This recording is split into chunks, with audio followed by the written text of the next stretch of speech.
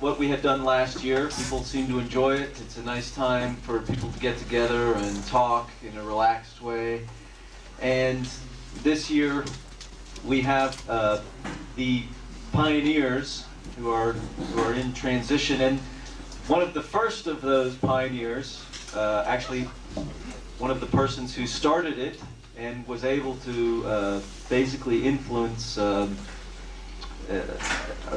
procedure for doing this, which we adapted and adopted for the others, is John Searight. So even as he's leaving, he is creating things for the future folks, and he's involved with the union, and he's a person who I go to a lot to get sane and wise advice about situations that are not sane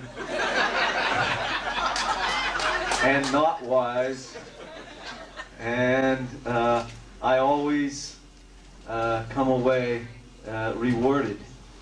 And I think that many of you here have had the same experience over the years of knowing John. So I am glad he's still with us. I hope he decides to extend his transition. But we're here tonight to sort of poke fun at him and honor him, I believe. And we're going to start with another former president of the union, Tony Marino, who has returned once again to host the proceedings.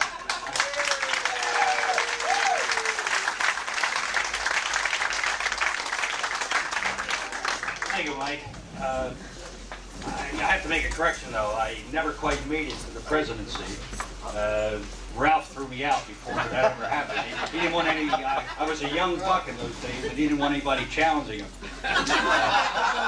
Ralph was already old back in 1979. The rest of us were young then. We look a little dog-eared now, but we were young in those days. And I do represent that youthful, young Stockton. One of the main reasons I'm brought back every year to host this function is because I am living proof that there is sustainable life without tenure. As long as you get into Atlantic County politics. We have a lot of people here tonight, faculty, spousal faculty, staff members. I see some people who are in legitimate occupations such as lawyering and judging and so forth. It's going to be a great night. There are a lot of speakers. Again, I'm here just to kind of keep things moving along, and also since it's been 23 years, I think, since I left Stockton, it's a safe bet that most of the people here have probably forgotten why they disliked me from those days. So that's why I'm speaking rather than someone else. But we're going to get right into the program, and let's start with one of the more senior members of this faculty, the wonderful Joe Walsh.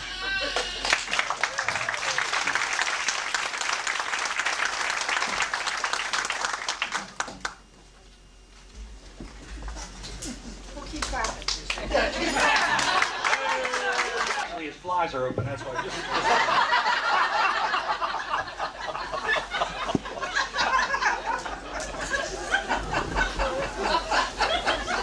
Just keep laughing and then I won't have to say anything. I don't know really why I'm up here, except when John came in tonight. Is this working? I think I was brought up here to settle John down because when he came in tonight he was really very agitated, and he started heading right for the bathroom, as Paul pointed out. He is at that age, and then he saw me and he did a double take, and then he saw Helen. He said to Helen, "Oh, hi, Joe." Now, it is certainly true that outside of Stockton, I am known as Helen Walsh's husband.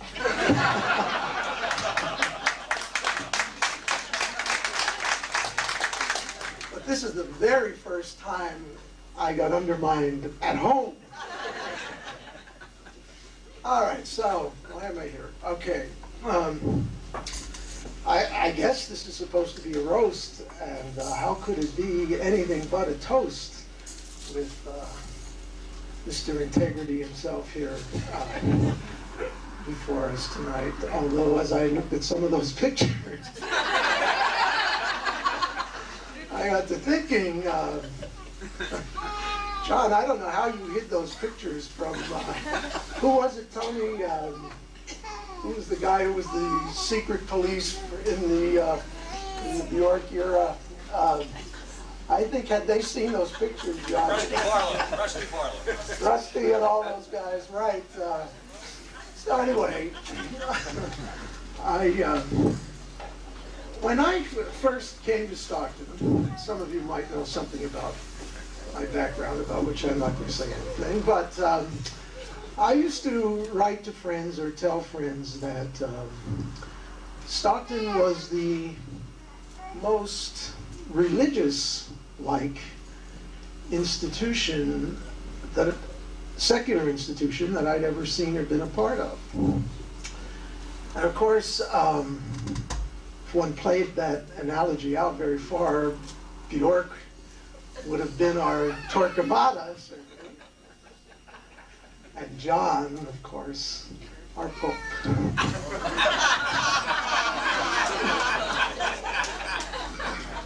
Our first Pope.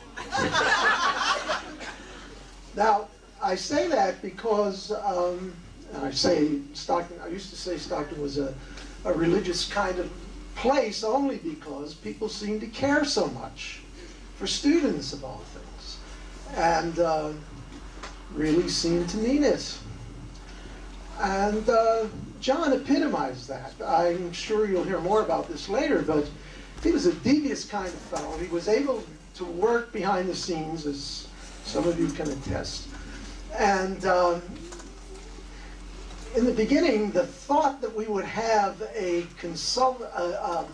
counseling center for students was just unbelievably forbidden to even be speculated upon. The founding president of the college was absolutely committed to the idea that students were adults.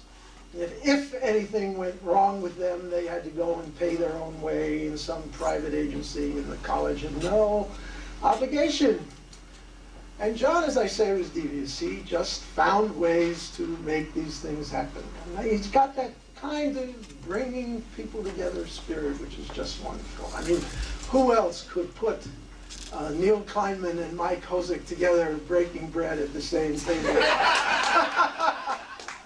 As we see happening there tonight. I mean, only John Searight and his presence could make something like that happen. So I'm very honored and pleased to be up here first to speak in tribute to John Searight.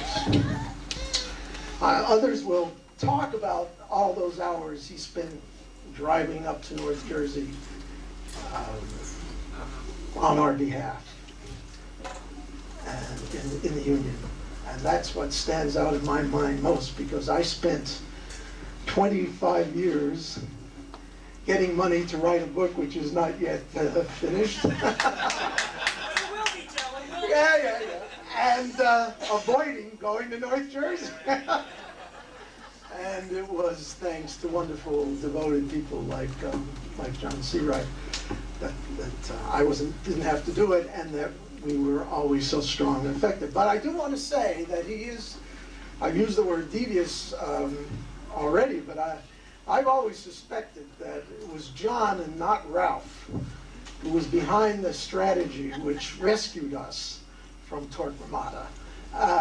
And that was to tell all the visitors from Vermont that, in fact, we had the most wonderful president. And our hearts would be broken should he, in fact, be chosen to go elsewhere. So whether that's true or not, John will get a chance to explain and defend. Now, Mike's already alluded to this latest coup of Searight's, which is to to have us designated as pioneers, he and I. And we've spent the last 3.5 months congratulating each other as we walk up and down the corridors, measuring our smiles to see whose smile is larger, his or mine. On the other hand, I do have to say that I'm beginning to get a little resentful of this pioneer term. I don't really, I'm not very happy with what John, I'm rather very happy with the program. But I'm not happy at all that John allowed it to be designated in this pioneer. If I hear pioneer once more, I'm going to scream, but as I told someone tonight, I finally figured out the other day what's the president's strategy. Why every time I'm anywhere that she is, which is, as you all know, not very often, but any time that I'm anywhere that she is, she singles me out as a pioneer. And I finally decided that what lies behind that damn thing is that if you tell enough people in enough places that this guy's retiring, he'd be so damn embarrassed to change his mind that he's done it. So anyway, John, if that's what you're responsible for, that's the only thing that I would hold against you in all of the years that you've contributed to our life at Stockton.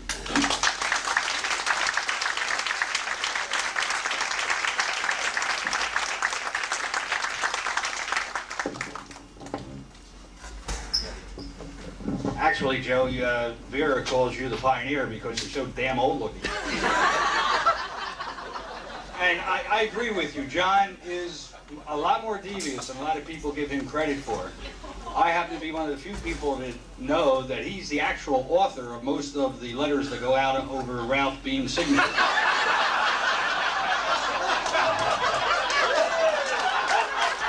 Sorry to blow his cover, John. Now you know both of them can't write worth a damn.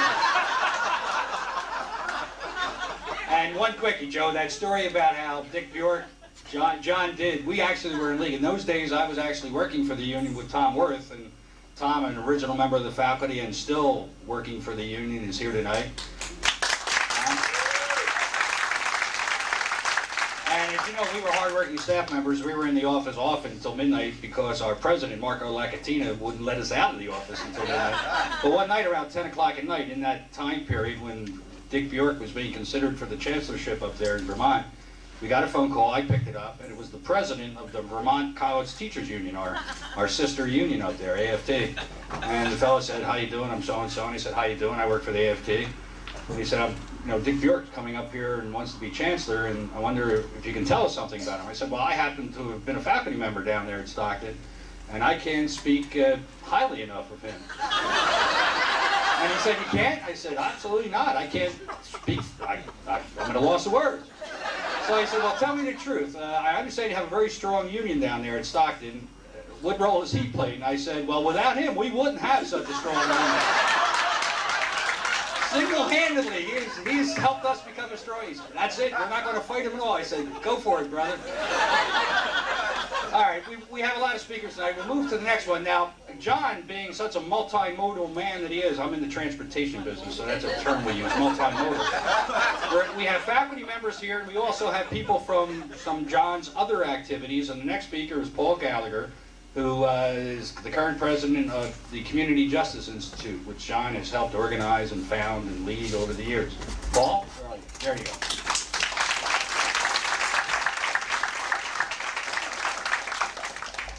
John's taking notes. I'm a little intimidated by that.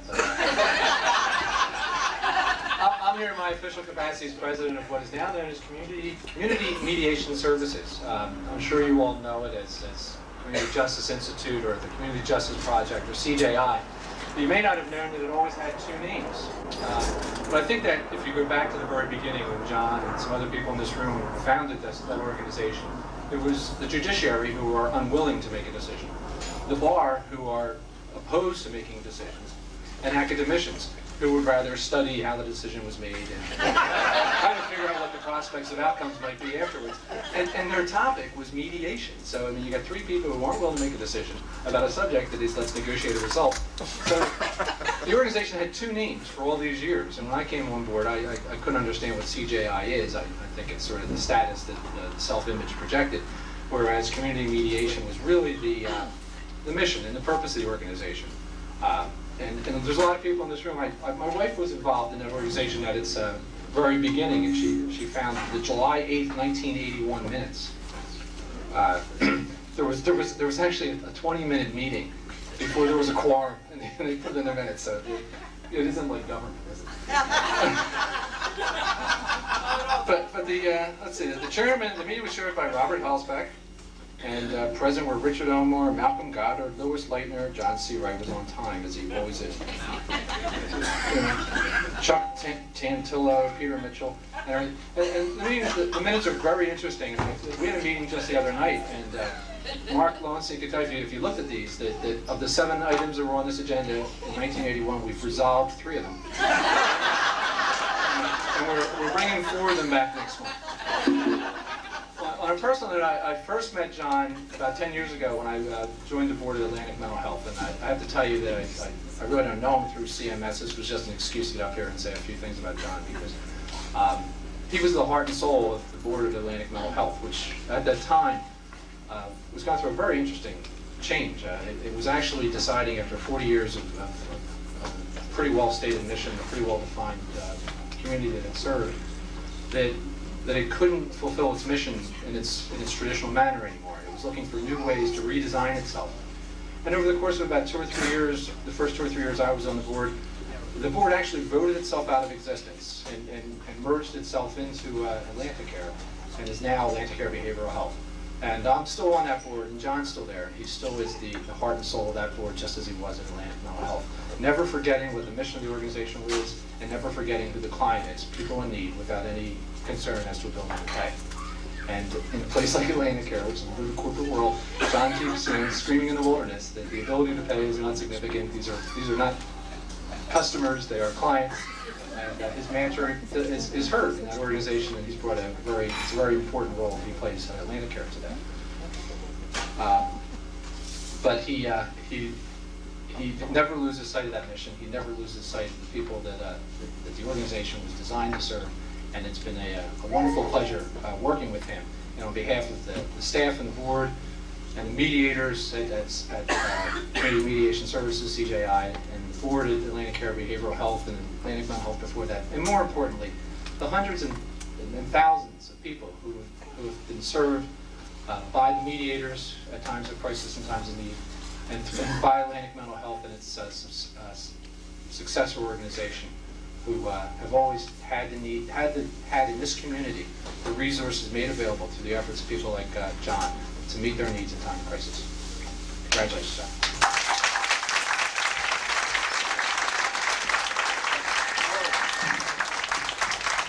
Thank you, Paul. Paul, I think most of you know, but some may not know, Paul's an attorney, and he's one of only 3 attorneys remaining in Atlantic County who haven't yet represented Ralph Bean in Atlantic.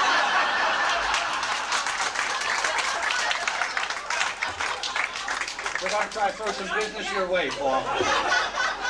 Stick with Ralph. Sooner or later, he'll need you. Our next speaker is Penny Dugan. Penny?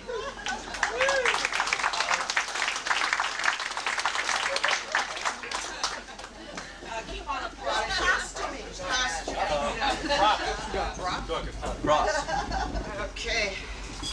Let's talk among yourselves, class.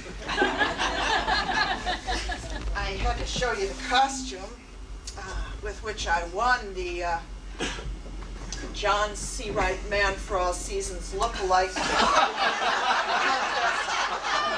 Women Over 50 division. It was sponsored by LL Bean. And as a winner, I am going to get the fall, winter, spring, summer catalog.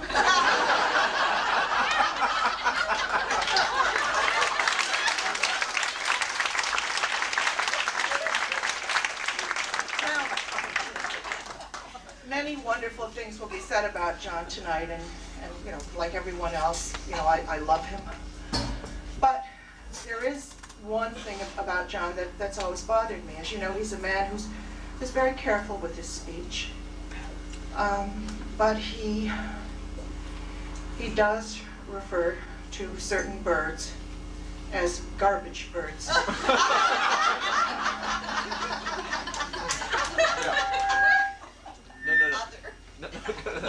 So, as the president of the Society to Cherish What is Plentiful as well as what is scarce, I come here on the part of those oppressed.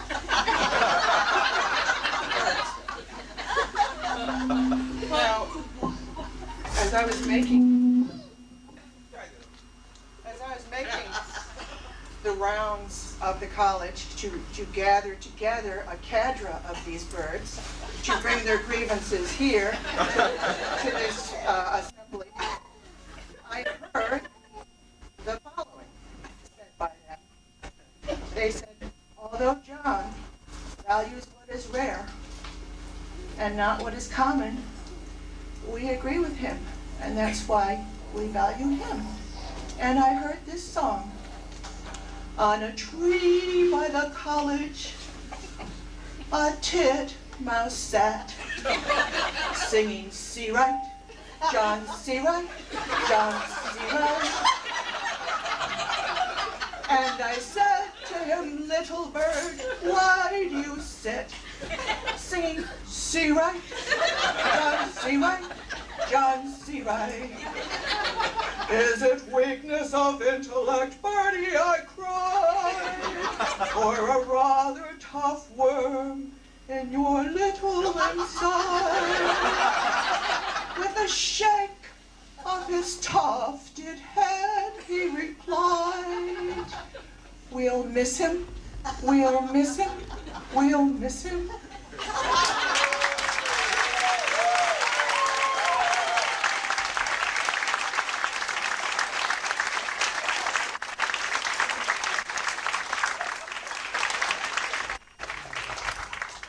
Thank you, Penny. John's writing something. I don't know. Last year when I was asked by Paul to come and do the first one, Ralph Bean, I quickly jumped at it. So when he called me a couple of weeks ago and said, will you do it again? I said, yes, sir. Who is it this year? And he said, John Searight. And I immediately responded, who the hell is John Searight? I forgot. He's such a low-level guy mostly. Low level, I didn't mean to say that. Low key guy. But I did remember he was always one to give, again, us younger faculty in those days, words of wisdom. I once went to him and I said, John, I don't know what's the matter. I'm always having problems. I just can't seem to get anything right. And, I just can't get it right the first time. What do you think I ought to do? And he said, why don't you try skydiving? John, thank you. That's a piece of advice I didn't follow, and that's why I'm here tonight. Who's our next speaker? I think it's Diane Falk, right? Come on up.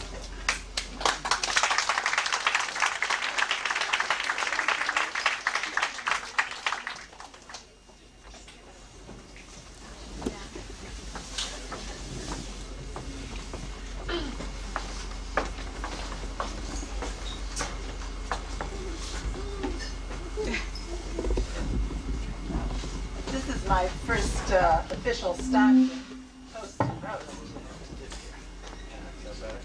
So I wasn't so sure how to go about this. I knew I needed to say something about John Searight. And I thought about what it was that I should say quite a bit. It should be cute, I thought. I've been thinking a lot about John's actually retiring from Stockton. And I thought about serenading John with a song. But all I could think about with singing was, I'll get along without you very well. Of course I will, except advising time with students lined up in the halls, complaining that their credits are all wrong, and so forth.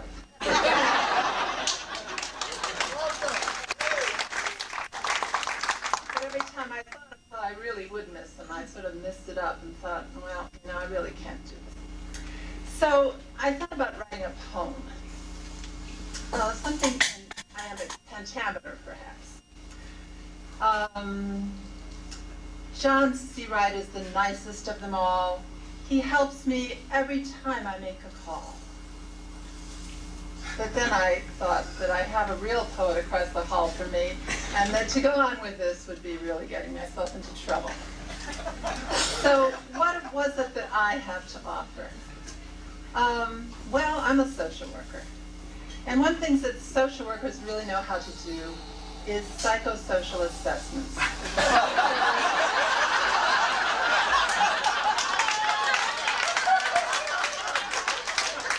I thought what I could do is a client assessment here.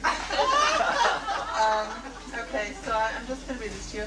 Client name John Searight, address Richard Stockton College of New Jersey, C Wing, the nicest window office that's available. Date of birth, unknown but not recent. Referral information. Source of referral, Mr. Searight was referred by Paul Lyons, a colleague from the social work program and a neighbor on C Wing. Reason for referral? According to the referral source, Mr. Searight was in need of a toast and roast. I presume that toasting and roasting is an attempt to talk this client out of his persistent delusion that enrollment in a transitional retirement plan is a good thing for him and the college. Previous attempts to resolve problems, personal or professional. Okay. Apparently a number of friends and colleagues have tried to point out to Mr. Searight his various strengths and challenges, but there appears to be a need to reinforce his understanding of how he is seen by others. Other professionals or indigenous helpers currently involved. Mr. Searight has managed to involve not only his colleagues in the social work program on C Wing, but faculty and others from throughout the college community. Apparently his need for toasting and roasting is legendary. Individual functioning. And here we have a biopsychosocial approach, so we're going to start with the physical functioning. Mr. Searight apparently has sufficient agility to climb in and out of bird blinds throughout the region and across the country. It is even rumored that he may be practicing climbing up tall trees in preparation for leading a group of students into the canopy of the cloud forest in Costa Rica. Cognitive functioning. Mr. Searight exercises his cognitive skills by continually calculating and recalculating the worth of his retirement portion.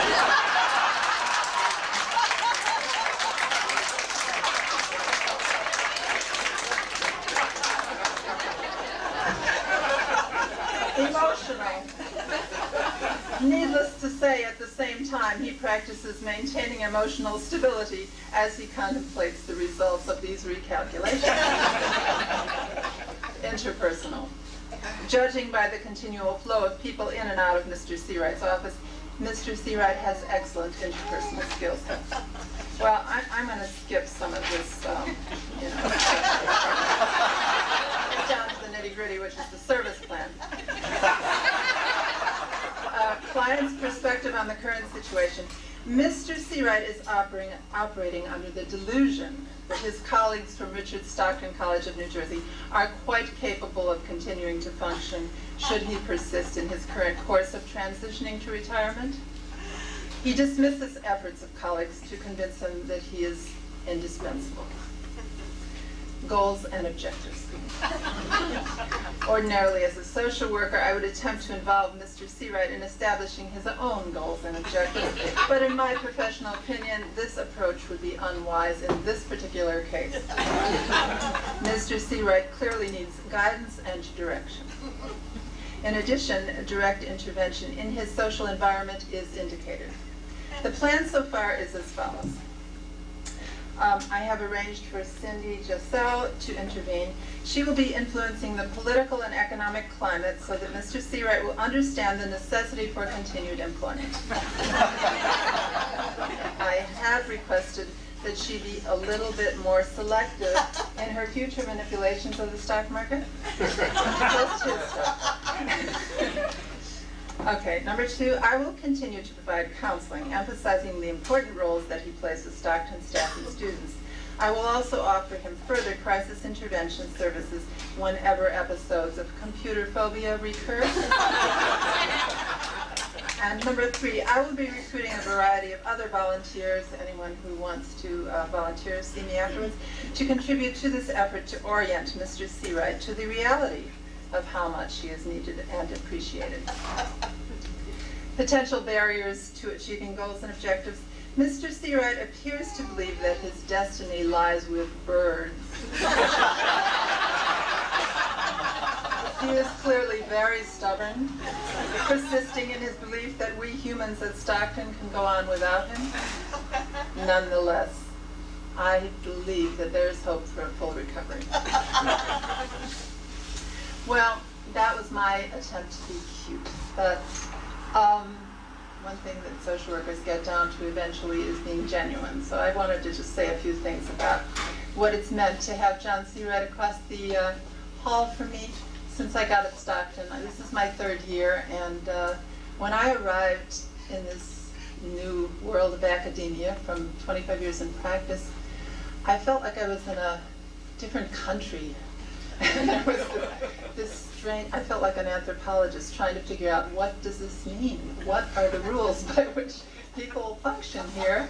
What is this culture? And John was very, very helpful in helping me to see how to function at Stockton, and I really appreciate that. John also became my student and almost client, because when he first started thinking about using the computer, he used to have these episodes of and shallow breathing, etc. So I went over and did a lot of crisis intervention, you know, just breathe slowly, John, it'll be okay. And he was a very, very good student, because at this moment, it seems like at times I get stuck on the computer and I say, John, and he comes over and shows me what to do. So he was very, very good about it. Furthermore, he's been a real friend to me, and I really appreciate that. And to conclude, I think, to summarize, he's just a decent human being that I really love.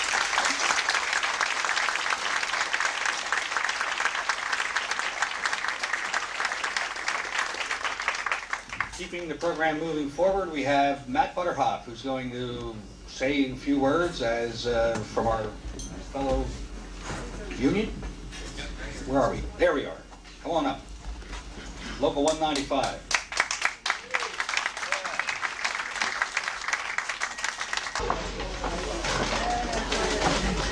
There we go.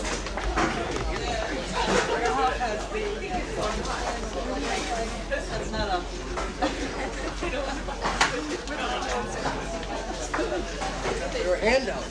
Handouts. Kind of pass these around. I don't have enough for everybody. You know how that goes.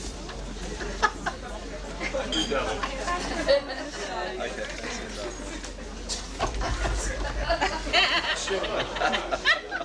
Is that John in the background?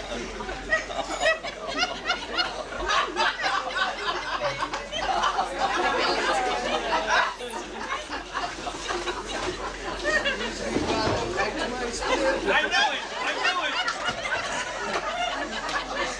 He not only writes letters for Ralph.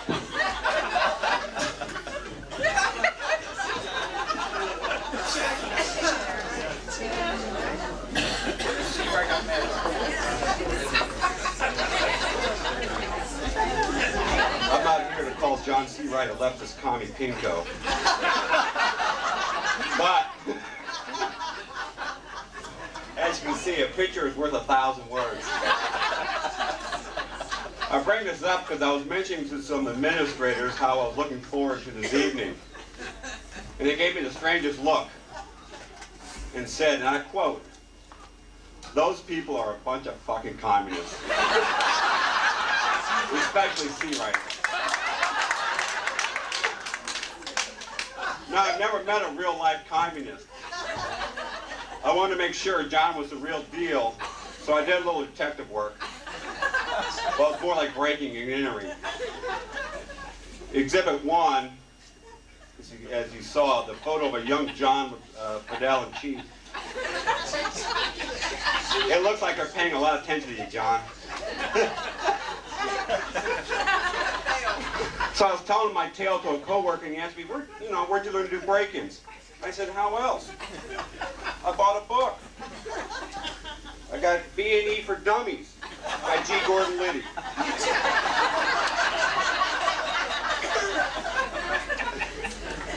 Exhibit number 2.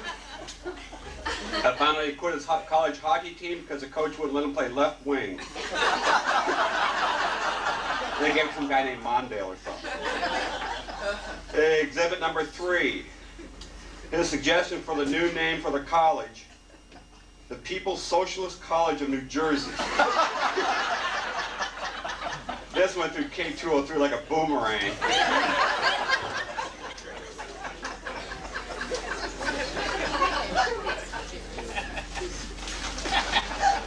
Go back. Yeah. I'm looking for something.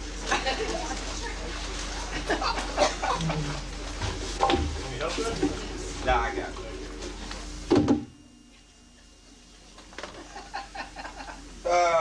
Exhibit number 4. That's his cat's name. Meow. Meow say tongue. I guess the novel hypothesis is true. You're a red, John.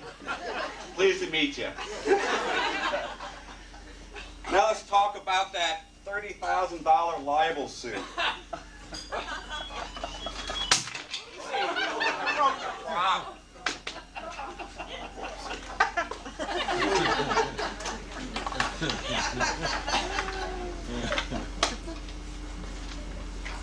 Hello.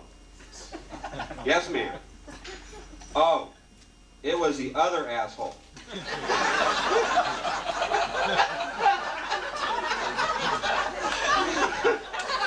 You can run, but you can't hide. You know? But John, you're lucky I'm here to help you out. I brought along a couple bumper stickers to see if we can't bring you to more like a political center. Where are those? Let's see if I break them too.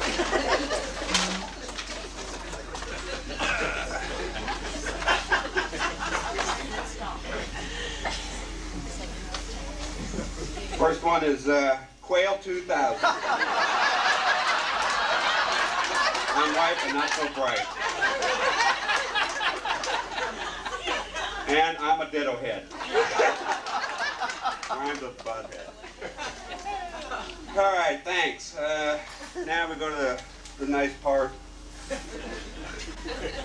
On behalf of 195, we have a small token of our appreciation to present you. After seeing Ralph's face light up after receiving his wonderful plaque last year, we decided that we didn't want to diminish Ralph's award with another plaque, so we opted for a sweatshirt. Congratulations.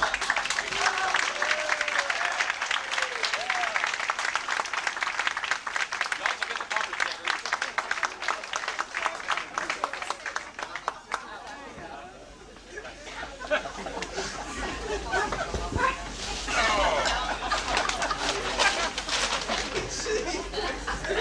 Phone.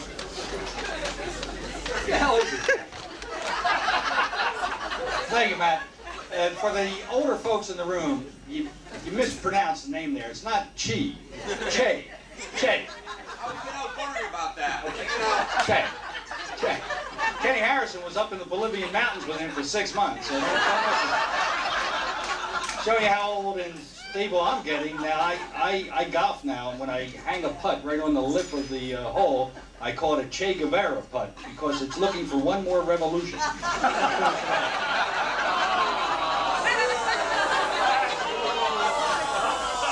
Anyway, your point about John being, subversive and leftist, and as many early faculty were at Stockton, as a little point in trivia, I'm going to reveal at the end of tonight.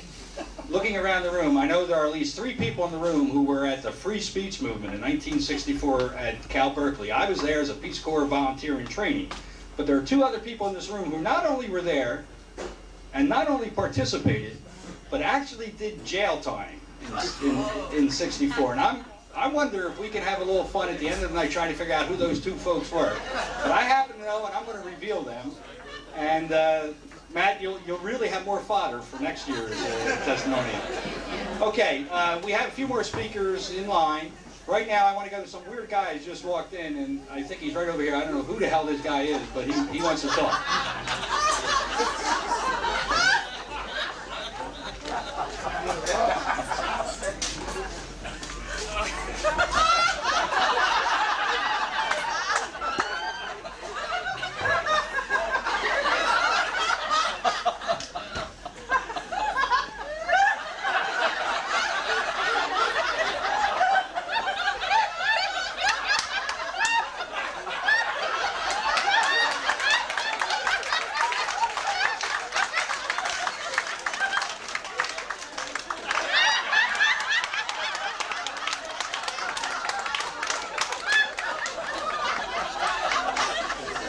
Seen that look? I was staring down the other end of that look. I had John. I made the mistake of bringing John on as the first board member when I took over Atlantic Care Behavioral Health or Atlantic Mental Health 12 years ago. And as Paul mentioned to you, we were going through a transition. And John confronted me on that transition. And the confrontation was something like, we were actually going from, we had a previous confrontation on this because we were going from a community board system to a corporate board system, so that I was going from an executive director to a president of a system, and the confrontation went a little bit like this. John, we're going to have to change the corporate structure. I mean, we have to make a little money so we can do more charity work.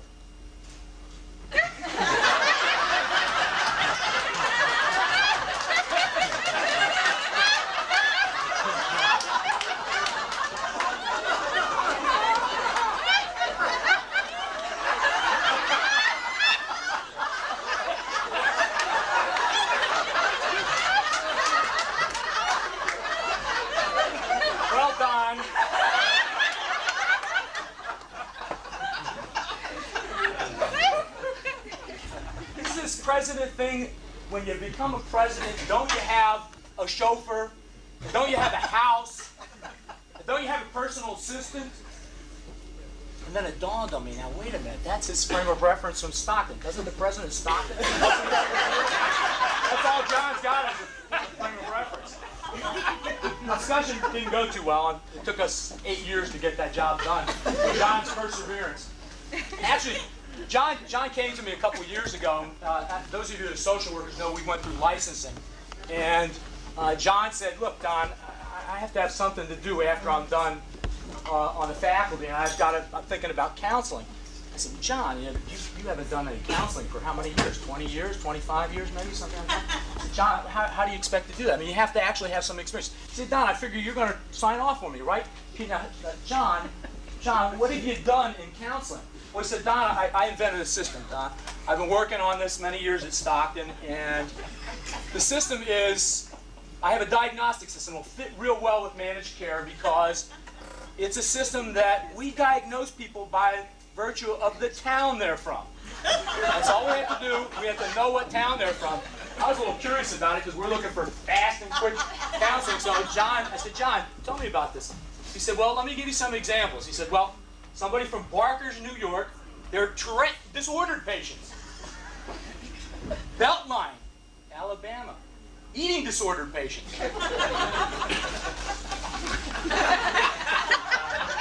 God, John, that hurts. How does John do that all those years?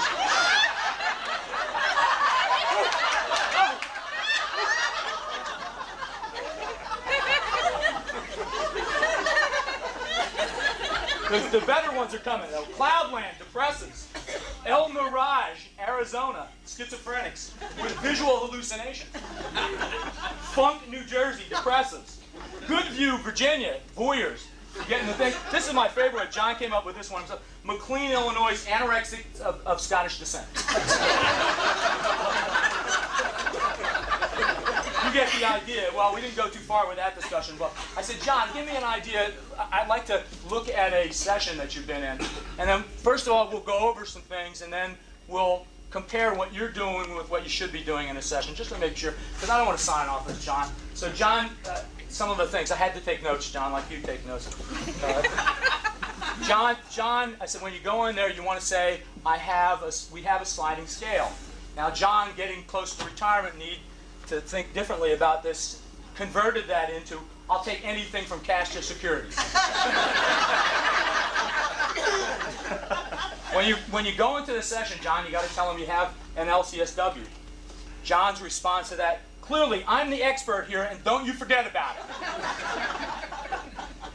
it. John, you want to relate to people's experience, so you want to tell them all about your own experience. John says, enough talking about you, let's talk about me.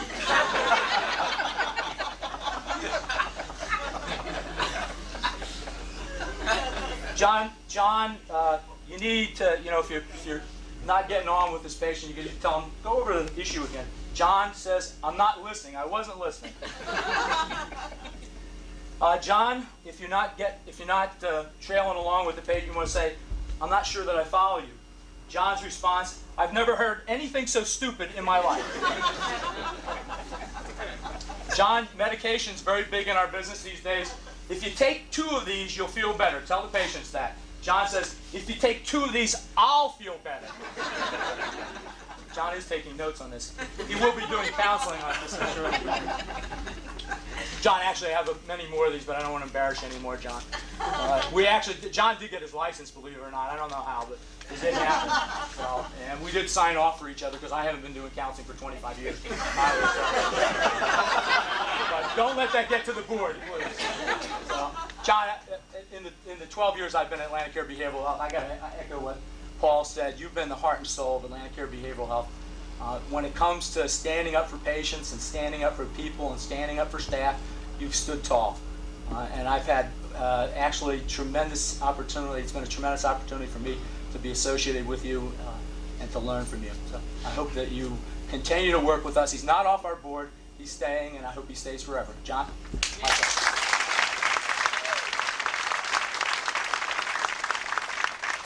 Thank you, Don. We have approximately 6 more speakers, then we're going to break with a little music, and then the Searight family will have their opportunity to say wonderful things about John. So bear with us. Things are moving along. Our next speaker is Bob Hasselbeck.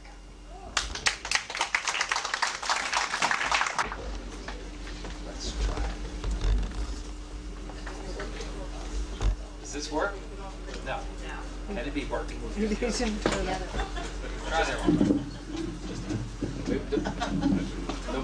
That's okay. That's okay. Well, what does one do with 25 years of memories? You select a few, I guess.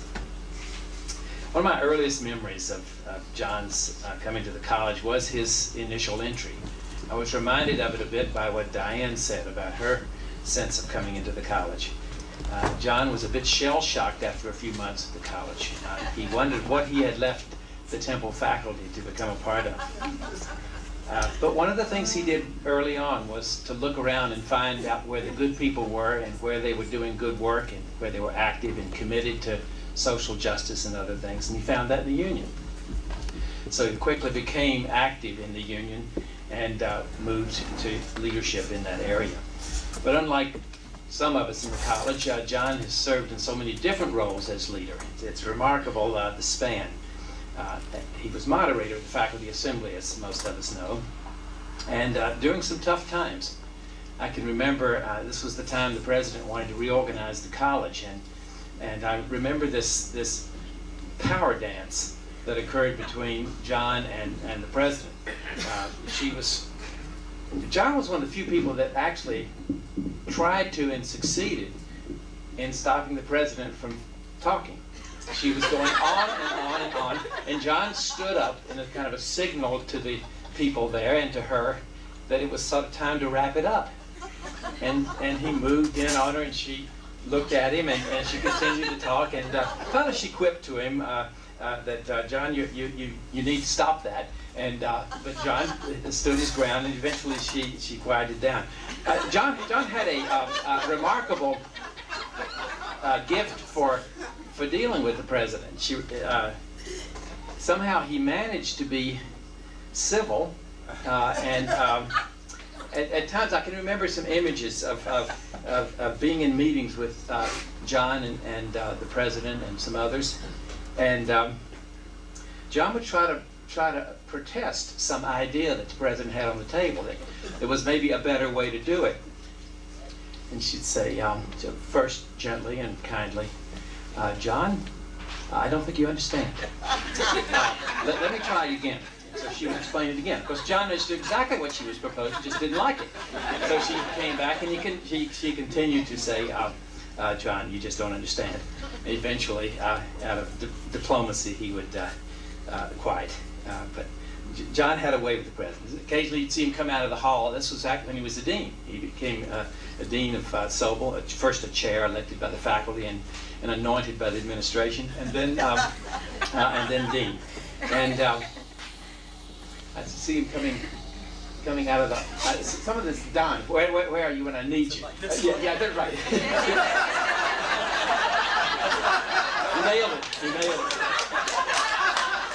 Oh my, yes. And some of the images, Penny's image of John in his camping gear. I have some images that come from out of the college that I just come to mind when I think about the years knowing him. And some come from canoeing. We did a lot of canoeing together up in the Adirondacks, and the image of Betsy and John in the canoe ahead, you always had this clear sense of where they were. There was kind of a beacon ahead of you, and it was very...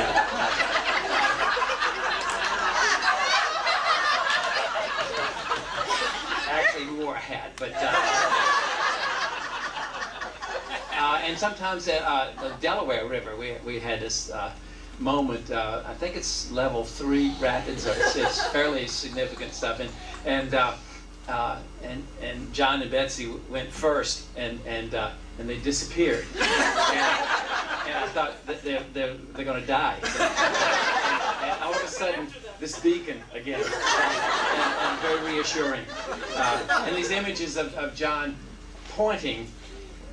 And then quick come up the glasses, and we knew a bird was worth looking at. Another image that involves son Stuart and his father, and that was a long bike trip from Absecon to Saranac Lake. 5 of us went up together, and 5-day biking. And I remember Stuart was 16 year old about that time, and was leading the charge, and his father was adding a certain stability. Another image that just doesn't have to do doesn't have a thing to do with anything, but is John the collector. Some of you know that John places a lot of value on quality, and sometimes he'd come back from a Saturday sale and say, "Well, this item is quality," and at one time he had 3 or more sewing machines, but of the highest quality. Always the highest quality. But one image that I really have to hold up, because it is the one that, to me, defines the person. And it's not a political leader or teacher or administrator or community servant, a naturalist, but it's wise counselor and a sturdy friend. Early on in the college, I had been a faculty member for a few years, and then became a dean, and then back to the faculty. And it was a time that I was pretty demoralized, and John understood this and suggested we have lunch. And he said, why don't you join up with the union in a service way? I was a member of the union, but I hadn't done anything particularly in terms of leadership. Hadn't been an administrator. And so he appointed me to go upstate to be a part of the union meetings upstate. And so I and Ralph and John drove up together and had a nice steak and went to the meeting. And it was just what I needed. And it was a very sensitive and helpful thing he did. And throughout my life at the college, and I know others, he's been there when we've needed him. We've shared concerns over our children. In both our families' cases, our youngest sons sometimes have challenged us, and all our children, I suppose we have to say, and other things. But in some sense, the way John has related to us and the way he's served as an example has been also very important. When Jamie Frola was ill, John went to see him and spent some time. And then when Maria Teskey became quite ill, he said to me one day, he said, you better go see her. You just better go see her. You may not have time like you think you do. And I did, and I'm grateful for that advice. Every time in December when there's been the kind of personal carnage that occurs, and we're in the midst of it now, many of us feel a kind of want to go away, want to pull back and not face people who've been hit hard, been hurt by the college. But John always would say, I've got to go see so-and-so. They just got the news about tenure. And I just thought that was a remarkable gift he gave us. I know that he's been a personal counselor to a number of folks. I know to Ralph during his ordeal and to many others. Many that we won't know about because John's so discreet about his help for people and knows when to call others involved.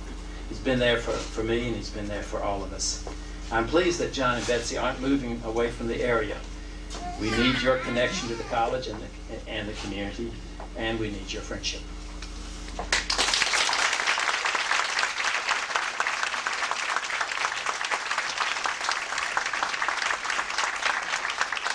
Thank you, Bob. Now, another luminary from Sobel, Phil Daly.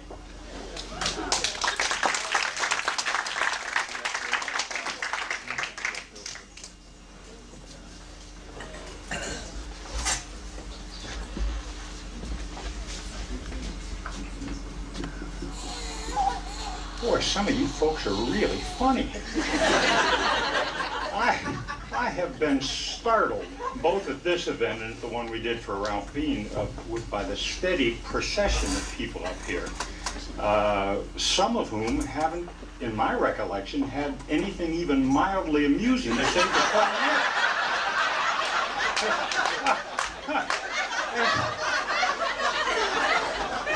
And when they get up there, they're very funny.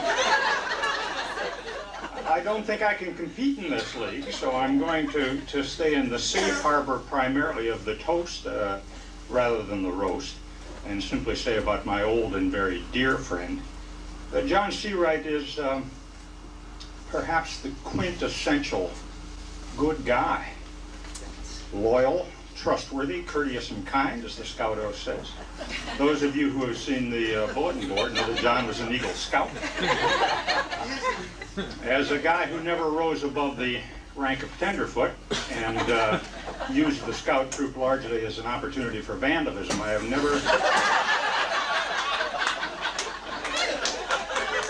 normally don't trust Eagle Scouts.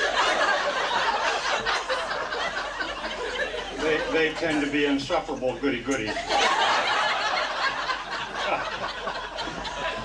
But I trust this one. And I trust him completely. And I have ever since I met him. One of the reasons I suppose so many people trust John is because he is himself so trusting.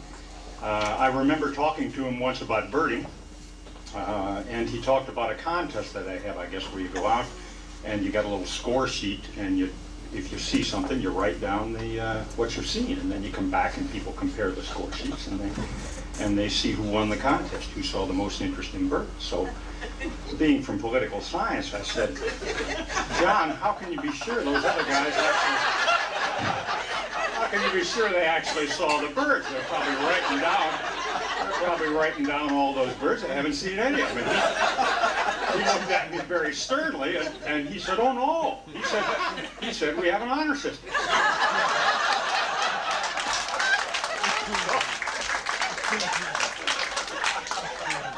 I said, oh, an honor system. Well, now I understand. Needless to say, John has never won one of those.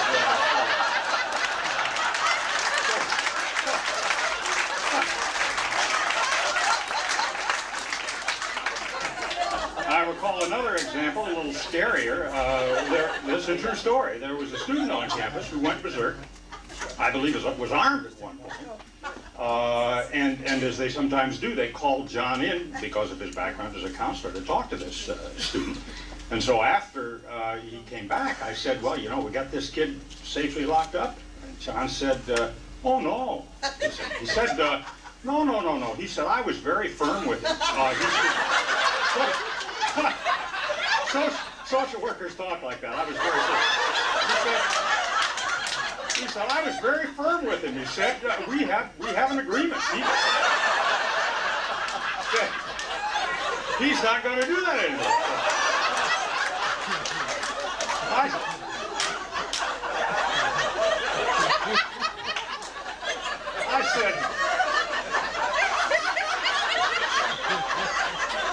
I said, oh, an agreement. Well, now I understand. I went back to the office and locked the door.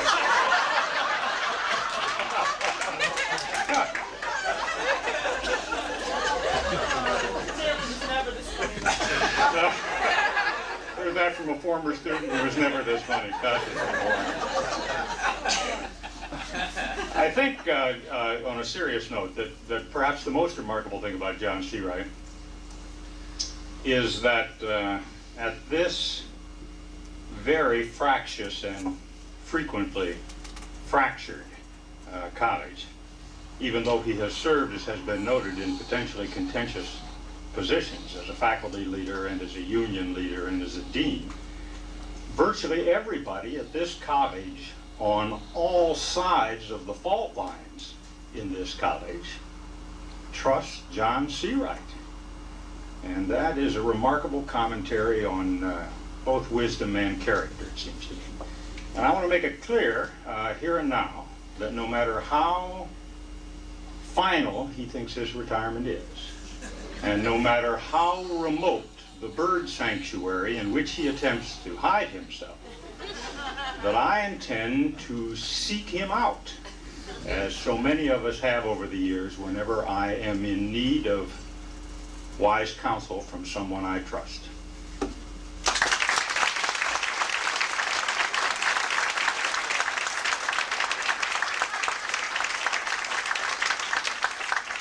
Thank you, Bill. Our next speaker is a former student of John, Stephanie Hand. Set on there, John. This could be payback. It won't be. I wanted to read something that reminds me of John, but I first want to say that it's written by someone by the name of Flavia. I don't dare want to plagiarize in front of a room full of college professors. And also let you know that Flavia is not a researcher, she's not an academician, and she's not a scholar. She writes for reading cards. And I happen to have this on the wall in my office. But it reminds me of John. It says, some people come into our lives and quickly go like waves briefly touching the shore. Some people stay for a while and give us a deeper understanding of what is truly important in this life. They touch our souls. We gain strength from the footprints they leave in our hearts, and we will never, ever be the same. I want to thank you on behalf of all your students, including Patty O from ABH, and let you know that your teaching of the ethics and the morals and the values of social work live on. Thank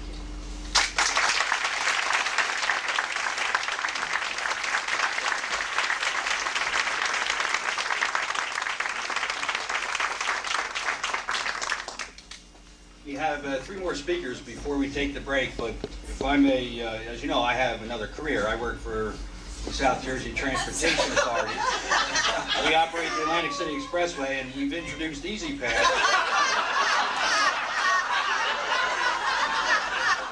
30-some years ago, I was in the Peace Corps trying to save humanity from whatever, and now I'm a guru of electronic toll technology. I have quite a few applications, so anyone who wishes to apply. Our next speaker is the indomitable Ralphie.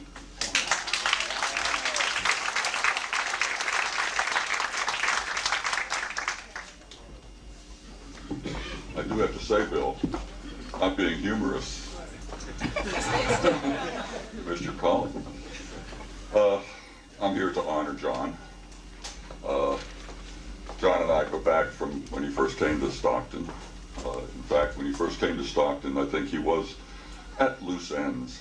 But I saw him fairly early on and decided this is the man I want to put into union work. And so I approached him very early and asked him to become a negotiator for the union, and he agreed. Those were difficult negotiations. I'm sure some of us remember. We were dealing with the people in the state who literally believed they had the right kings because they represented the people. And we had a terrible time because their idea of giving someone that wasn't one of them the authority to make a decision was impossible because it had to be someone representing the people. And so arbitration was a very, very hard one. But we won it that first go around, as Tom must remember, and Tony and John and many others. And John became instrumental in that negotiations. And then he became union president, succeeding me in that post. And I'm sure many of you have heard the story where we went to a council meeting, he and I, to announce that he was the new president of Stockton. And many of the council members there sort of took him aside to say, John, how did you depose me? They just didn't understand that here we consider getting a replacement a very important duty. And Mike, of course, is facing that now. Any volunteers out there, please? Mike is looking for someone. Anyway, my judgment on John was vindicated. He has been, over the years, a trusted colleague of mine. I go to him frequently for advice. I usually show him the things I write before I send them out. In fact, I did do that. I did do that on a famous open letter to the board. And John said, fine. John, of course, wasn't the only one I showed that letter to. He said, fine. But he was certainly one of them, and so well, maybe I should think about that. John has always been the voice of reason, though, at the college. He always tries to make sense of things. And he himself is very reasonable. And even in confrontation, as you've heard people say, he's quite reasonable. Although not always perceived so. I should tell you that there was an occasion where a board member at Stockton tried to get John to go outside so they could settle this with fisticuffs. Remember, Del? Who was she? It was Rodriguez. Rodriguez, one of the board members, when John was, I guess, moderator of the assembly or something. In your opinion, his name was Red.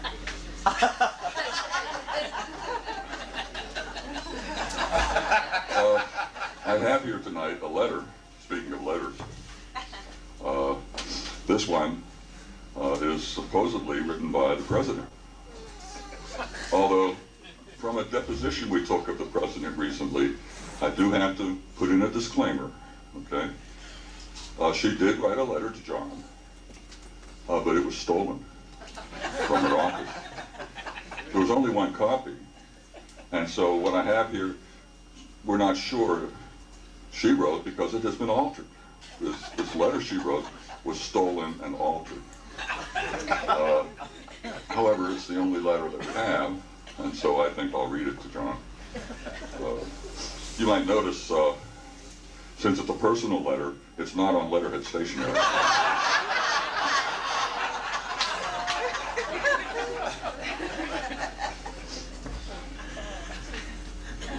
Did I tell you it's a Dear John letter? It is. It's a Dear John letter. It says, Dear John, on the occasion of the dinner in your honor, I want to make my statement. I would have attended in person, but as you know, my presidential duties keep me very busy ensuring that the college is recognized as one of the 6 absolutely most wonderful institutions in the Western world. As you also know, I haven't taken a single day off from this glorious yet exhausting calling since I came here. On this occasion, I want you to know that you are my very favorite union president. Of course, your presidency ended long before I came here. That is, before the college took its place in the forefront of academia. Not only in the United States, but in the world. Why, just today, I received calls from 17 states and 4 foreign countries asking about our ability to provide access and excellence. While, for the 15th year in a row, showing huge rise in our SATs in the incoming students. A little parenthetical remark there, isn't Harvey a wonderful vice president? Anyway, I have always had a great appreciation for your leadership. I have been told that even Professor Bean seeks your advice and follows your lead. It is no accident, John, that I instituted the Transition into Retirement program with you. This program, I am proud to say, has drawn attention from colleges and universities as far away as Alaska. I started the program with you because of your reputation as a leader. And soon, out of here will be Joe, Bill, Al, Mimi, and another John. All of them are healthy, drawing down big bucks, and tenured. But John, you have failed me miserably. Dear John, get out of my life. You have not led Ralph out of here.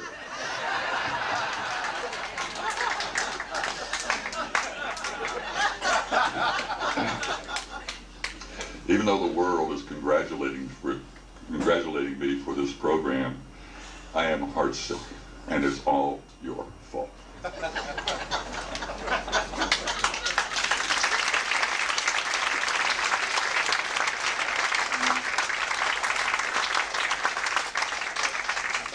There you go again, Ralph, another letter. Are these to go in? 2 more speakers before the break. At this point, we've established that John Searight is a very nice guy, but boring as hell. If you understand the certain theme that's in everybody's address there, John, hang in there. Cindy Giselle.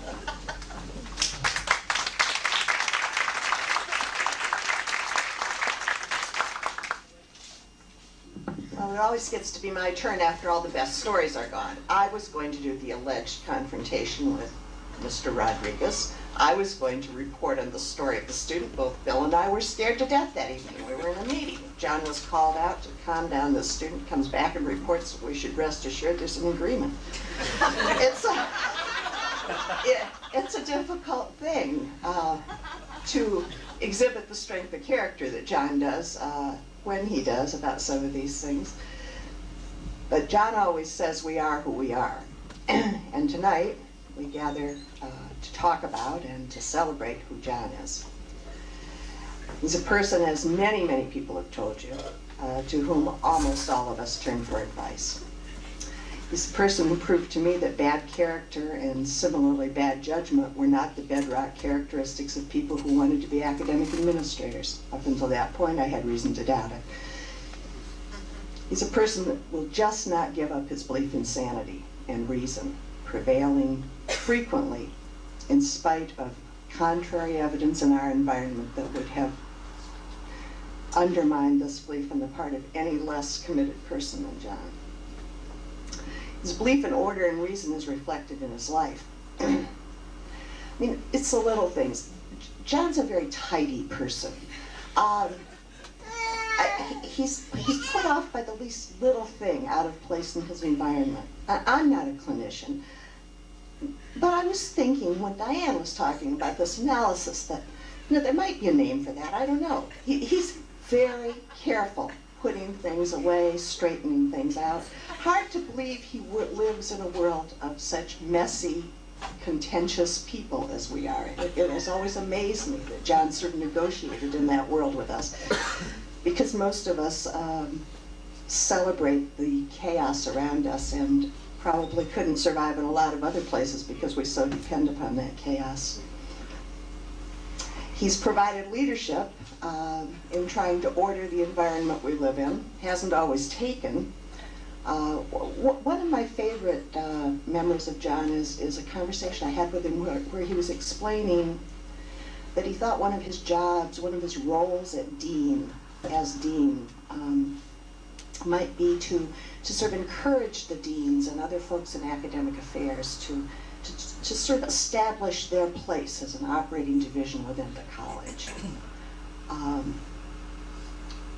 You might stop and wonder for a moment about having to conceive of that as a project at a college.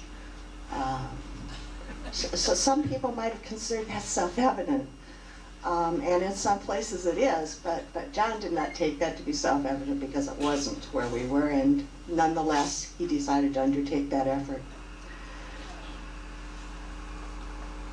I can't count the times that I've been present when John, I can't do the imitation of John that was so perfect, but I can't count the number of times I've been present when John, he has a subtle way of indicating something's wrong in the environment. He sort of goes, sucks in a little air. And then he pauses for a moment, quite sure that he can explain to anyone present what's wrong after he's sucked in that air. And he always starts as if you're going to be reasonable in response. There's a meeting that some people here will remember and others of you don't, and if you don't remember it, you're probably lucky it wasn't that great a meeting.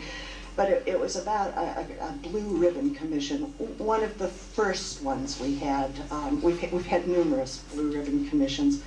But this one, there'd been great struggle for some time over applying for a large amount of money that was going to be made available from the state.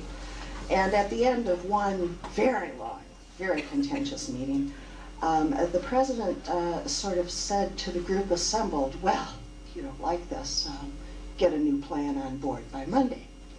And John went, he said, because he knew that the president just forgot what day it was, and so he said, but you don't understand, it's the 4th of July weekend. He said, she did understand that. And we did get a new plan out by Monday. It was a faculty-centered plan, so it failed. But it was a new plan, and we did. But the point is that he was sure. I mean, the rest of us sort of knew what was going on, but John was sure from the moment those words were uttered that there'd just been a small mistake. She'd just accidentally forgotten that it was the 4th of July. John's like that. John does believe that reason can bring order to the world. We have tried to disabuse him of this. And we just haven't been able thus far to convince him. I do think that we are all creatures of our misspent youth, and if you look at that bulletin board, you can see where some of this came from. When others were out vandalizing with their Cub Scout troops, John was finding out which badge he needed to earn next and how to report with honor upon what he had done. We should not hold John responsible at this date for having been scarred with these youthful discretions, which many of us evidently escaped. But he's not stupid or naive in his belief in these things. If he were, we wouldn't like him so much. You have to be able to laugh at yourself if you're going to be this good a guy, or nobody really will like you at all. And so he has done that. He can almost always find a smile when he needs to, but he will not give up his belief in the power of reason and the power of decency. He's stubborn about that, And I think we're fortunate because we need a lot of examples to help us all believe more strongly in those powers which are the better powers among us. I think because he is stubborn, he will order his world. His desk will be neat. Our world will be a little bit better, and John will be John. And for that, I'm very, very grateful. I'm grateful to have had him for a friend.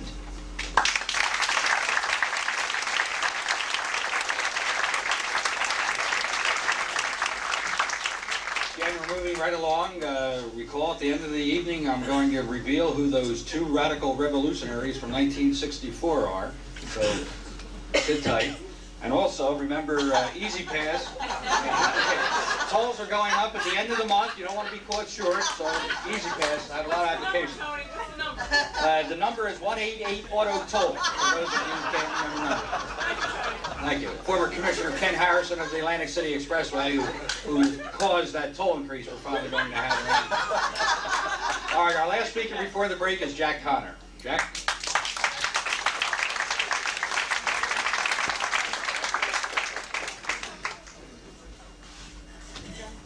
I didn't know it was going to go last, but I'm glad I did because I'm here to tell the truth about John Searight. I'm going to tell you what he's really all about.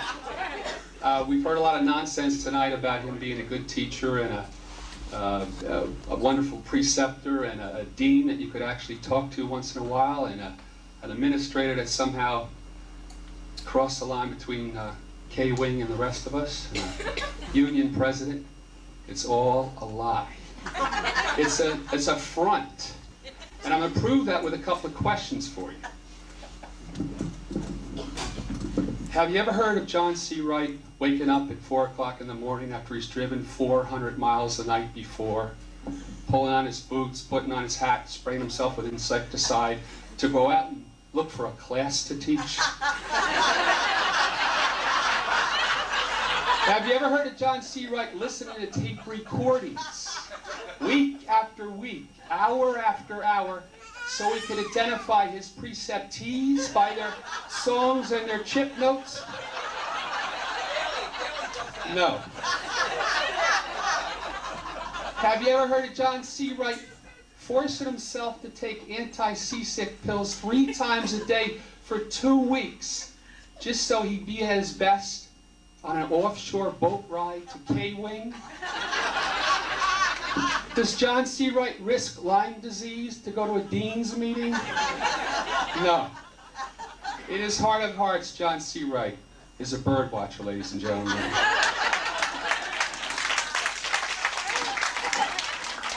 An amateur ornithologist. In layman's terms, a certified nutcase. But to explain and for you to understand John's abilities and accomplishments as a birder, you have to know that he's part of a 2-person team with Betsy, his wonderful wife. And they work together so wonderfully because they divide up the responsibilities just 50-50 whenever they're off on a trip to go bird watching. It's Betsy's job to get out the maps ahead of time and plan the route. It's also Betsy's job to get out the field guide and read up about the birds and learn what's going to be there so John can know what's going to be there. It's Betsy's job to gather the tent material and the camping stuff and load the van. And it's Betsy's job to drive to the site, put up the tent, wake up first, serve breakfast, lead the way out into the route, and find all the birds. Now, John's responsibility, on the other hand, what is it you do on those trips, John?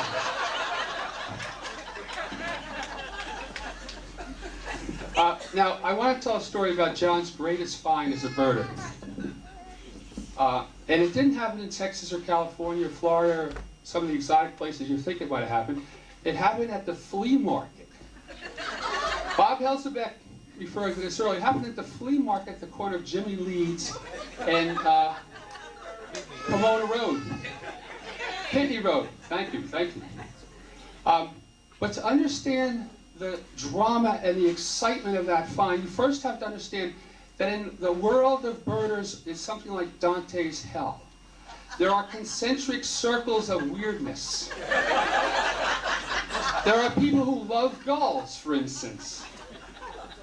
There are people who trap cats. There are people who poison squirrels and cut off their tails and nail them to the front door so the other squirrels in the neighborhood take the hint. But at the deepest, darkest, weirdest center of Dante's bird world are the optics addicts. Now, what is an optics addict? Well, an optics addict is somebody that no matter how much money he's spent on his binoculars, no matter how many pairs he's had in the past, he's lusting after the next pair of binoculars. John Searight is an optic addict. As some of you might have noticed, if you made a mistake of walking over next to that poster there and had to listen to him tell you about his 1954 Bosch & Lomb lights. What are they, John? I don't know. Feather lights. Thank you, John. He had them when he was an Eagle Scout. He's still an Eagle Scout. He's still got those binoculars, along with another 60 or 70 pairs he's picked up in the interim. As a matter of fact, this is why I knew it was trouble to get off the topic for a second, or to go a little bit off the side. This is why I knew it was trouble when I heard that Al Steinberg had invited John to talk to his class, his Costa Rica tropical ecology class. Now, Al didn't clear this with me ahead of time, Al. I would have warned you, Al. The only thing worse than seeing John at a field trip with a new pair of binoculars around him is you realize that for the next 3 or 4 hours you got to listen to John explain why this week's pair beats last week's pair.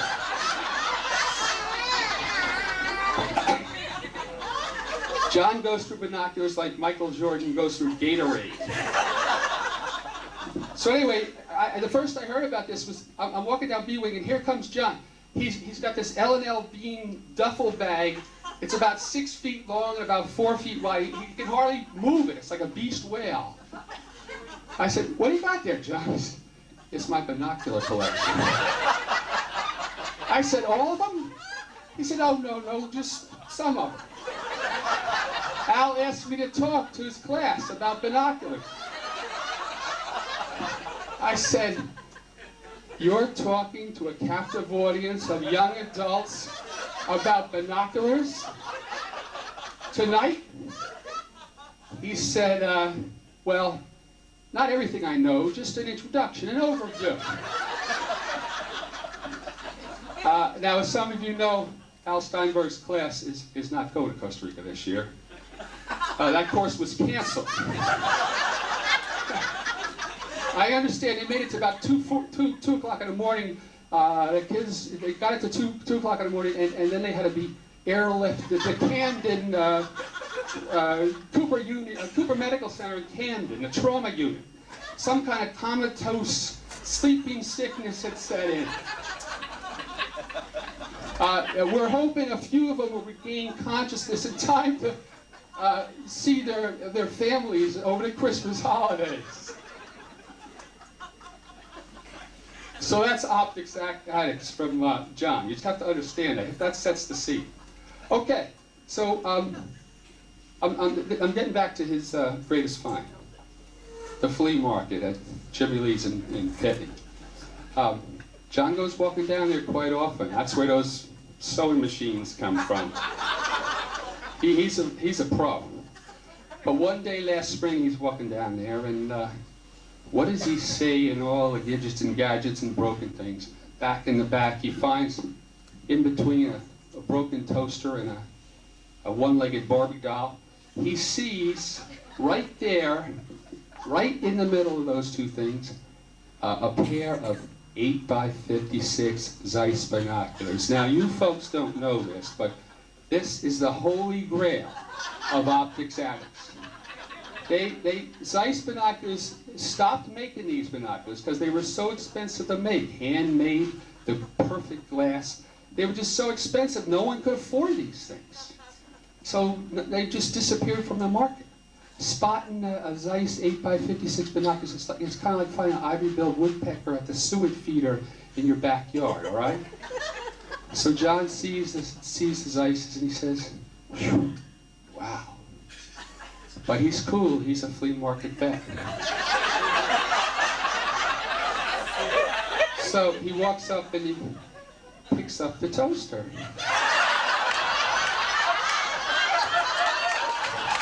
Pulls on the cord a little bit, puts it down. Then he picks up the one-legged Barbie doll.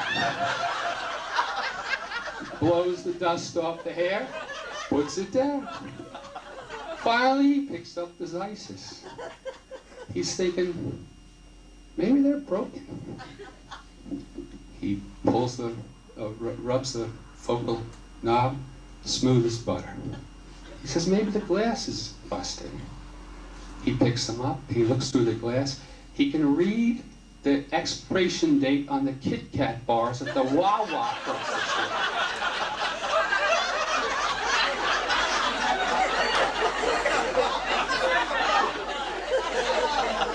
But he's still cool. So he says to the guy, "What do you want for these?" The guy shrugs and says, $40. John is $40 away from the Holy Grail, the ivory-billed woodpecker, the Mercedes-Benz of binoculars. He reaches into his back pocket. Now this is where the story becomes kind of heartwarming. Because just at that moment, John takes another look at this guy that runs a flea market, and he sees he's got a hole in his shirt, and scratched up pants, and his clothes don't match, and John realizes, this guy doesn't know what he's got here. This guy is an underdog. He's the kind of guy I've been working all my life to help.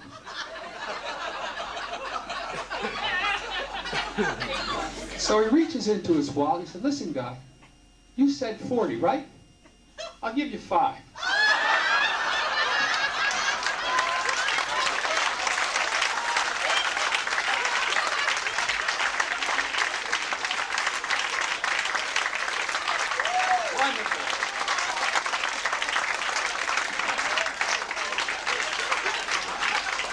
Well, on that note, Mike and his band will come back and serenade us. Mike McGarvey, and I think that, what are they called? The Scab Busters? They'll be back. We'll take a break. Paul, what, about 10, 15 minutes? Yeah. And then we're going to hear the real inside dope about John Searight. Betsy, Stuart, and Amy are going to talk. And then, of course, we've got to give John an opportunity for rebuttal. And I hope he isn't as pugnacious as he was that night with Rodriguez. Okay, John? So let's all take a break. I will do an easy pass demonstration in the parking lot.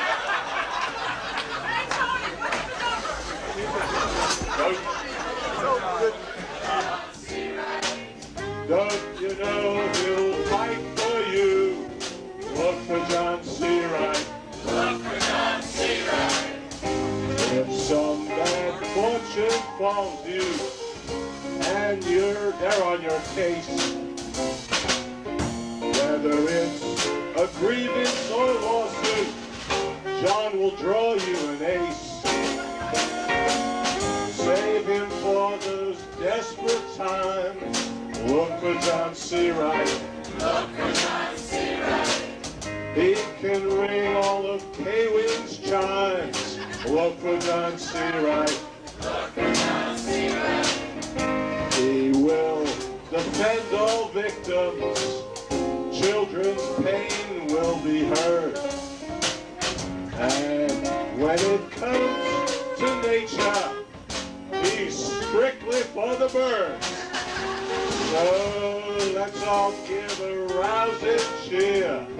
Look for John Searight. Look for John Searight. Lift your wine and hoist your beer. Look for John Searight. Look for John Searight.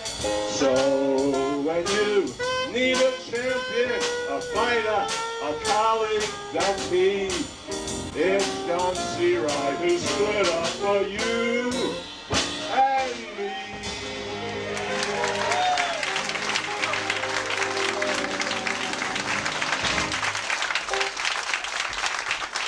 I'd like to thank some of the people involved in putting this together. Certainly Paul and Paul Lamont, and Ken Harrison, Bridget Harrison Callahan did a wonderful job. Followed Ralph as a recipient of this honor, followed Ralph as president of the union. I think Ralph just finished a lawsuit, and I think I better not talk. Exactly. You may have to rule on cases of everyone in this room. And we still have to reveal those for the younger people who may not know, us older ones. We've heard it so many times, the 2 jailbirds that are in this room from the old Berkeley days. But let's go now to the family, John. This is going to be a special treat from all of us, for all of us, I'm sure. And then John, of course, is going to wind up the evening. So first of the Searight clan is Amy, his daughter. No, we switched. No, they switched back again. I'm on top of things here. They changed 3 times, Paul, I'm right on top of it.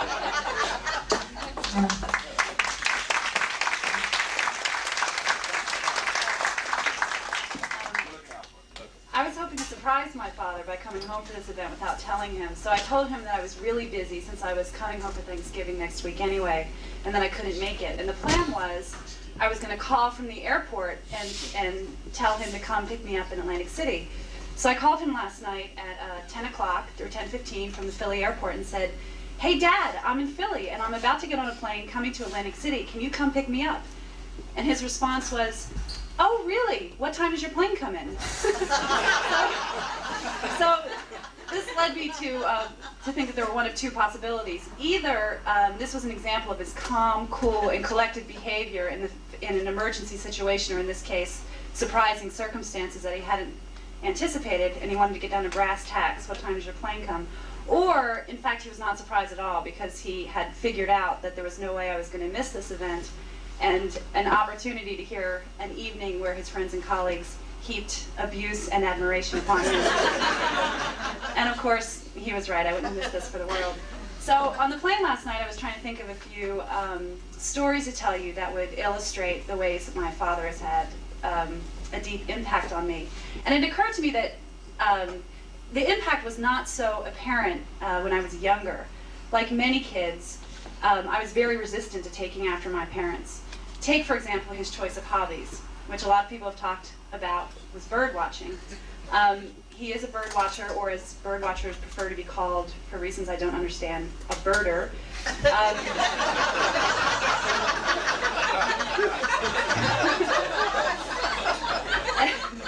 And birders are often considered to be very weird people, and there's a lot of reason for that.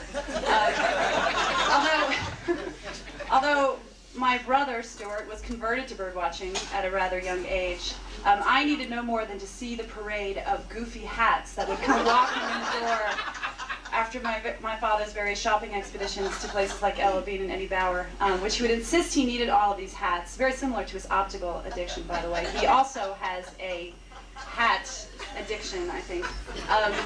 And he insisted he needed this array of goofy hats for his various birding expeditions in the field. I don't know if you've seen this fashion show at Stockton, but we got a lot of it at home. And so it was more than enough to persuade me to reject such a fashion-challenged hobby and look for more appealing outdoor sports. And in other areas, my father's influence was diluted by some mixed signals he would send. At home, like a lot of fathers, he tried to play the real authority figure, you know, that would encourage a real kind of rule of law atmosphere to bring order and discipline to the home. But it wasn't always successful. As an example, one day a stray cat appeared in our yard, as they are wont to do, and it was begging for food. And it was a scrawny but a really cute little thing, this white cat with big blue eyes and a gray patch on his head. And of course I wanted to feed it, but my mom said in no uncertain terms, "Do not feed the cat, because if you do feed the cat, it won't go away." And she always said that when a stray cat would come to the door. And it dissuaded, and I was dissuaded because the year before I had found an abandoned black kitten in the woods and brought it home thinking I would somehow convince my parents to let me take it. But I knew that they would probably force me to give it away, so I kept it in my closet for a few weeks, feeding it cat food and tuna fish, named it Spooky, and fell in love with it. And And of course the cat was discovered one day, and my parents did not hesitate to immediately look for a home to give it away. My closet smelled like tuna fish for years after that. So that was the last thing I wanted to do was repeat that sort of episode. But it was the strangest thing that this cat just sort of would not go away. It just kind of lingered around our house for days on end. And my mom just could not figure it out. She just could not figure out why this cat was there. So finally one day she's puzzling about this aloud, and my father quite sheepishly confessed that all this time he had been feeding it in the garage. It was so hungry, he said. So needless to say, our orphan cat Annie joined the household as the third pet that my parents swore we'd never have. And as you can see, and as many people have talked about, he has this real soft spot, which often undercut his sort of attempts to impose authority and discipline in the house. But as I got older, my dad's influence became more apparent in terms of the way that it shaped my thinking and some of the important decisions I made in my life. And perhaps the first clear example of this is my choice about where to go to college. I had several choices about which college to attend. And it soon became clear that my father had a very strong preference for Williams College. Even though a lot of other schools had offered much more generous financial aid packages. And I think there were two reasons why my father preferred Williams. First, my dad, as you all know, places an extremely high value on education, especially the value of high quality instruction in the classroom by dedicated college teachers. And Williams clearly emphasized this kind of intensive interaction in the classroom. And my dad saw this as a key ingredient to promoting intellectual growth and academic achievement.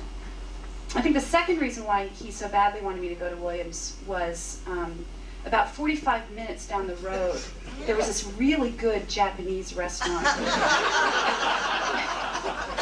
that my dad had discovered on this biking trip that Bob Helsebeck talked about when they biked through New York. And so when we visited college, Williams, in our first round of college tours, we ate there, and my father was so excited to rediscover this place. And it was good. We all had to admit that. It was very good. So every time my parents visited me at Williams, which is where I ended up going, of course, without exception, we would take the 45-minute drive to go to this restaurant and have Japanese food. And it was my first exposure to Japanese food, and I loved it. And so this probably also influenced my decision to go to Japan after college as well. So as you can see, his influence over my decision about where to go to college highlights two of the values that he holds most dear. First is the value he places on high-quality teaching and a nurturing and stimulating academic environment. And the second is finding the importance of finding good places to eat. And as a footnote to the story, I should say that my father was very glad to learn that I was going to move from Stanford to Cambridge, Massachusetts. He was very excited because, first of all, he had very fond memories of Harvard from the time that he had spent a summer there as sort of a summer camp for college administrators or something. And he thought it would be a nice place for me to spend a year doing a postdoc fellowship.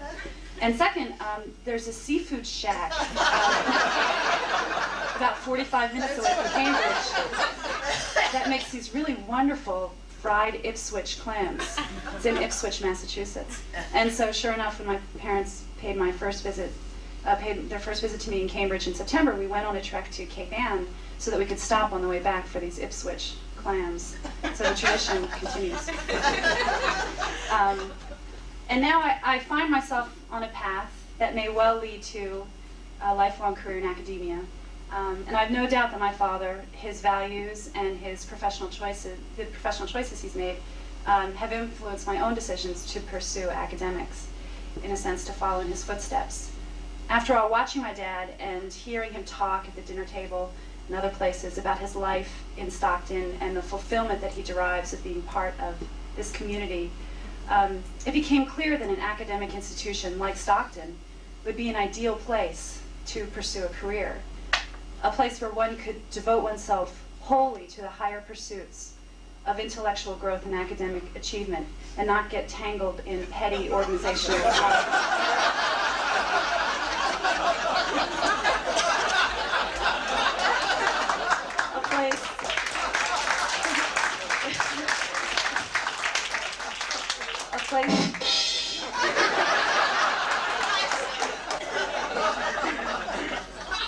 place where management truly valued the human resources and sought to nurture and promote their individual and collective ideas about how to define the mission of the college and improve the quality of education.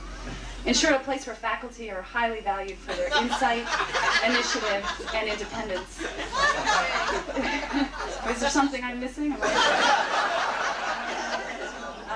But in any case, I've truly admired my father for all of the qualities that I've tried to describe and many of the qualities that you all have paid tribute to. And I'm glad to think that I'm following in his footsteps, embark hopefully on a career in college teaching. Thank you.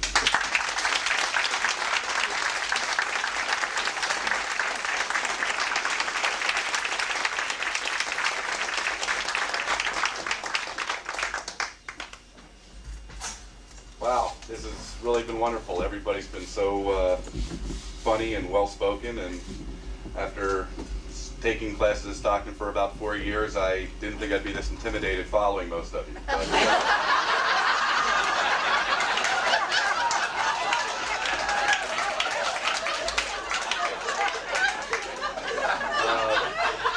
a job well done. So I also, I'm very grateful, my mom and I, we had an idea that maybe I'd kind of dress up as my father and show you some of his quirky mannerisms and whatnot, but after Don, I don't think I'm ever going to make fun of my father again. I think I can only do an impersonation of you and from now on. That was very funny and a little scary.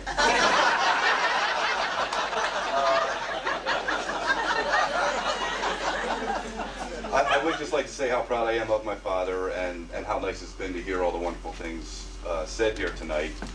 I've kind of been seeing my dad in a different light these past 8 months or so since my son was born. Like my father, he is named John Walter Searight. In fact, he's the 5th generation of John Searights. Some of you don't know that's my first name. In fact, I guess the first really great thing my dad did for me was to name me after his grandfather, John Stewart, which saved me from going through life known as Wally.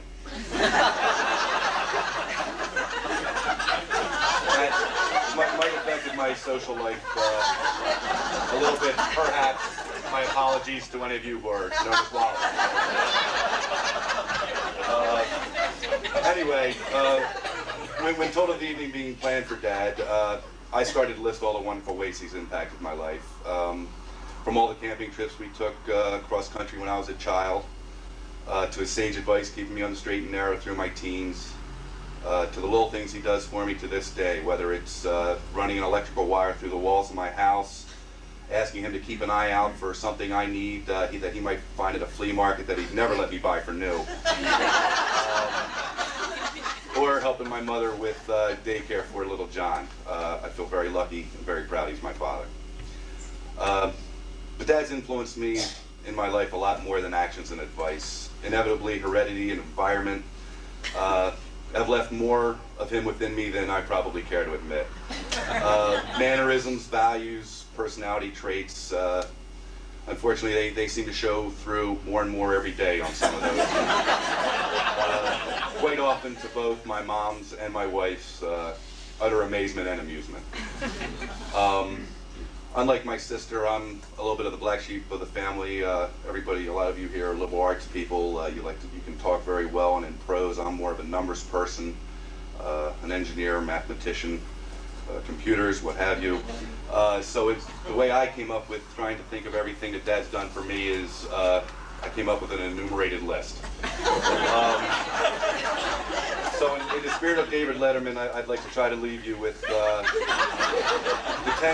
10 top ways my dad has influenced my life. The 10 top ways my dad has influenced my life. Number 10. Number 10, when it comes to fashion, fads may come and go, but style, that lasts forever.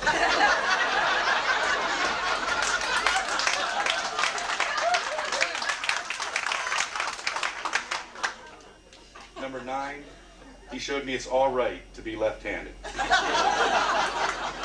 Number 8, the Searight hairline that just won't quit. Proceeding. Number 7, hey, you try going through your life by your middle name. Number 6, the inherited ability to calmly deal with life's big aggravations while letting the very small ones, such as a spilled coffee or a crooked Christmas tree, completely destroy your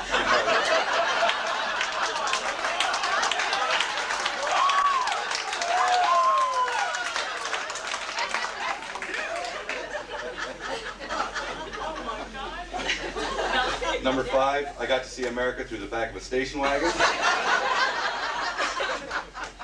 Number 4, he taught me the subtle difference between a great $1.50 flea market buy and just plain old junk.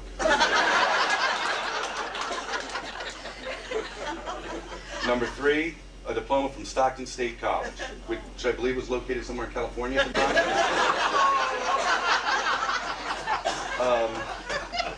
Number 2, he made it a very easy decision when Karen and I named our son. And the number one reason, or the number one way my dad has influenced my life, at this very moment, I'd rather be birding. Thank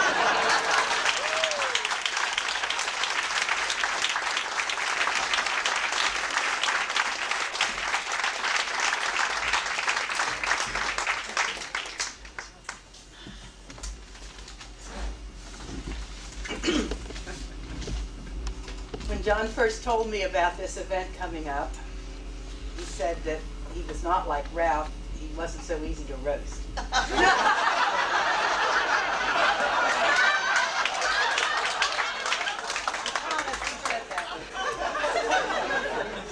I'm very good at roasting John at home all the time, but I'm going to stifle myself tonight because the reasons are obvious. I just want to tell you a few things about John that you might not know, although after tonight I think that the things that I was thinking of you probably do know pretty well. Also tell you a little bit about John from my perspective. First of all, if he had been living in a hunter-gatherer society, he would be very successful. Now, of course, my emphasis is on the gatherer, but I think he would have been a good hunter too, because he is a great team player and good with organization, and I think when he was in the Army, he was a pretty good shooter, right, John? So,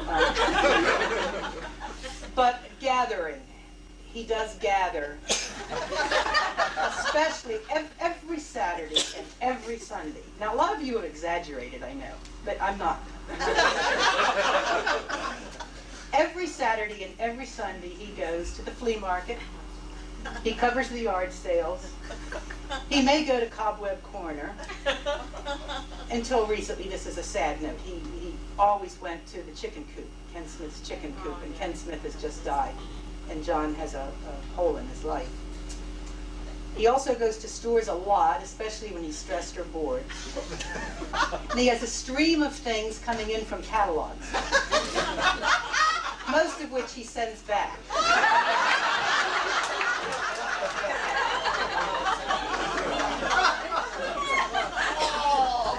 He loves to buy things, and when we think about taking a trip, John will come home with some things that he thought we might need. If it's going to be a camping trip, well, even before we think of the camping trip, he brings home new camping equipment. He's updating what we used to have in ways that, things that I never even knew could be improved upon. Now, we've already talked about some of the categories that intrigue him, binoculars and he's flashlights. He loves flashlights. Fans. I'm only going to mention a few things. Fans. I went through the house. I did research for tonight. We have 8 fans. He likes pots and pans. A pot and pan is another holy grail. And we have boxes in the basement of pots and pans that he's hoping the kids will need someday. When Stuart and Karen were first setting up house, they got a little alarmed. They talked about the Pot of the Week Club. Now he wants to buy me new pans. So, coffee pots. John, do you know that we have 9 coffee pots?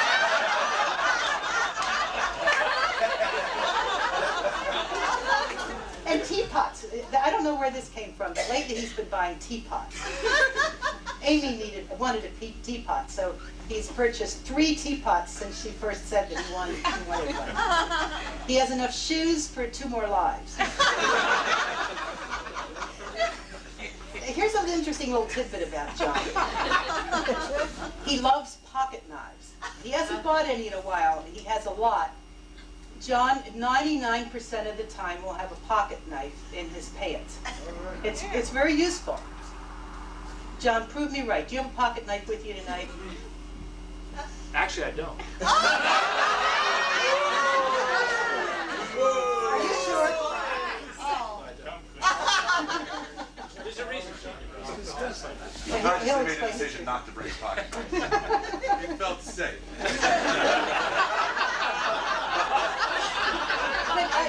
Help me out here. I don't know if this is unusual or not. How many people here tonight have a pocket knife with them?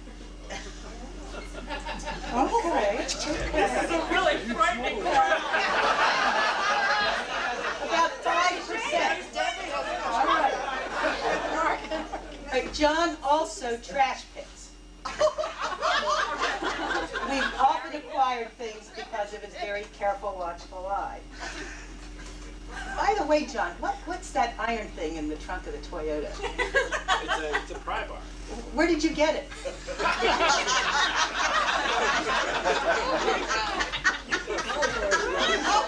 I'm going to explain all this. We have a constant stream of things coming in. Unfortunately, John is not as interested in having his own sales and getting things out. I joke about John's instinct for accumulation, but I do appreciate a lot of the things that he brings home.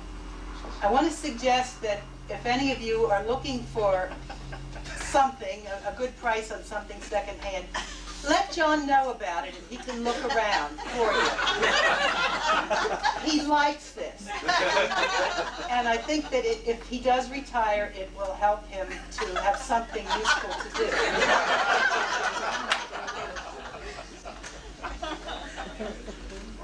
The next thing I want to say about John, I think you all know this, it's been touched upon. He navigates through bureaucratic and technological society exceedingly well. He seems to understand and retain information about anything connected with retirement, stock markets, income tax. He can figure out how to use the healthcare systems, and unfortunately we've had a lot of little things to be doing. And he can bounce frequent flyer miles. He has about, I don't know how many credit cards we have going with how many systems to get... No, those interest rates are important there, Betsy. Okay. He's been a late bloomer with computers, but I think he's become pretty adept. To my joy, he can program a VCR. He can fix most things, but not quietly and calmly.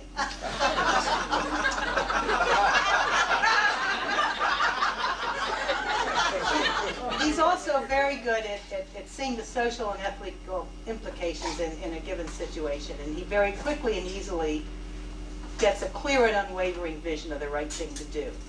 And he always does what is right.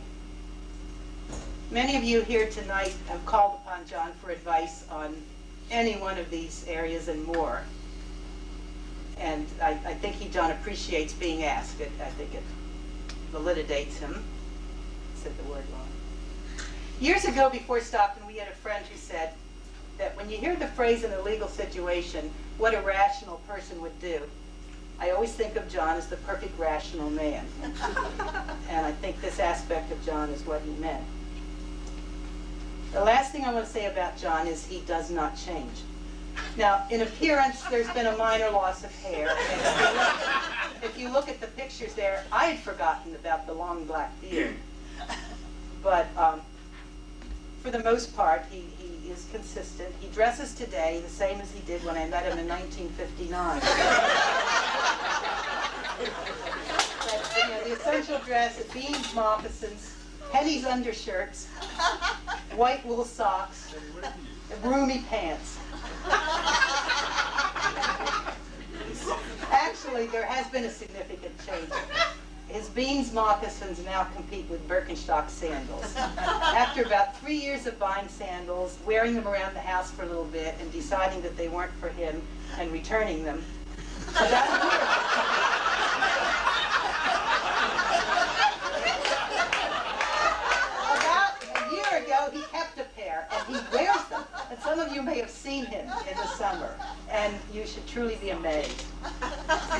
There are periodic traumas in his life when he could no longer get an item that he used to, such as when pennies increased the polyester content of the undershirts.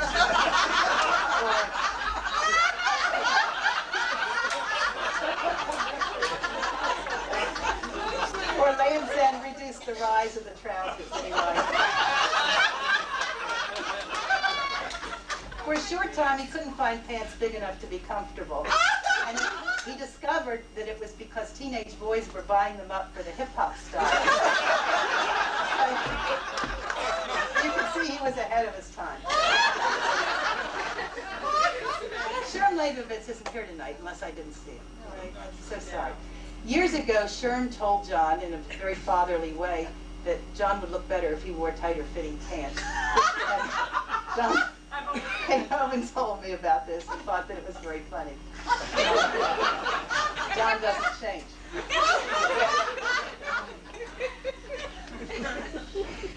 John doesn't change on the inside either. He has a consistency of values and a strong sense of who he is. And that is that. Sometimes I try to change him or try to move his thinking in a new direction, and it doesn't take. Over the years, I've tried to get him to read some books that I found interesting from a spiritual or a self-awareness perspective. Forget it. He's not interested in searching for anything different. Early on, I developed a phrase to describe this phenomenon. I've always said, John is John is John is John. However, in John, this is a good quality, because I think we all like John just the way he is.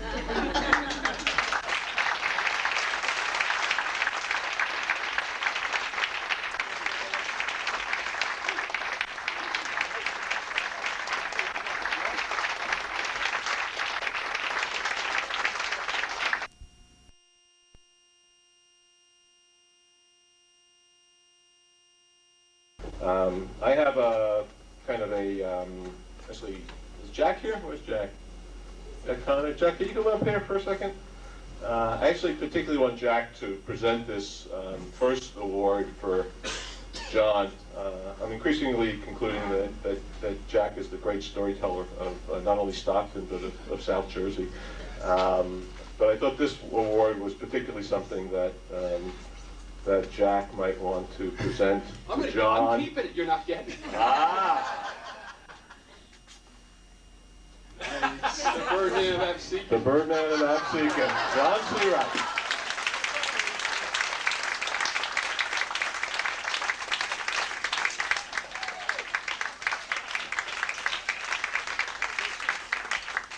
Now for this last and final award. You know, last year we gave Ralph a plaque, and even knowing that Ralph hated plaques, awards. So I really thought about this year, and I decided we weren't going to give John a plaque. On the other hand, I thought we had to do something, and I actually need Ralph to help me out on this, because we came up with a notion, and we decided that we're not just honoring John, we're really honoring all of us, the things that we love about Stockton, which are real things, and which John embodies in many ways, and I think Ralph embodies. And so what I decided to do was to come up with an award and to give it a name. And this is the first annual Dusty Award. Some of you know that we discovered last year that Ralph was known as Dusty. And this award, which I would like Ralph to present to John, come right up here. We're hoping we'll start a long tradition in Stockton to award those that we love and respect. The first of whom I think was Ralph, and the second of whom is John. So I'd like Ralph, who knew nothing about this, to present this award to John.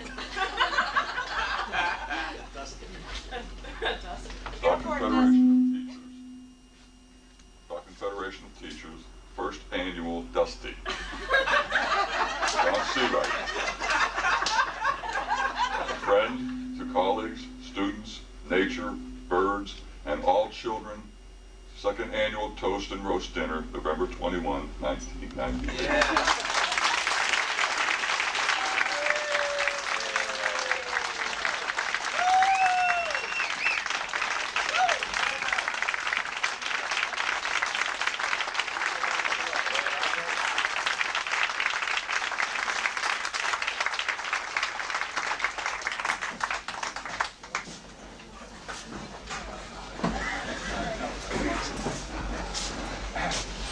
Hike up those pants, John.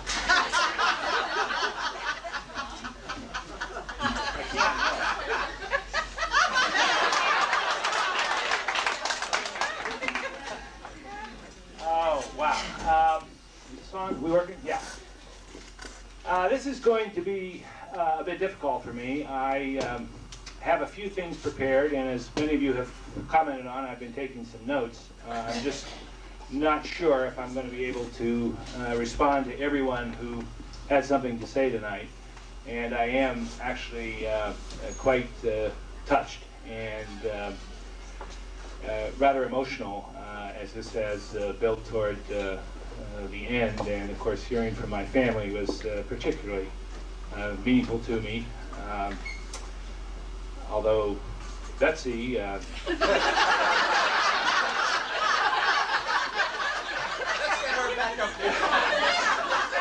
I mean, we've had a wonderful marriage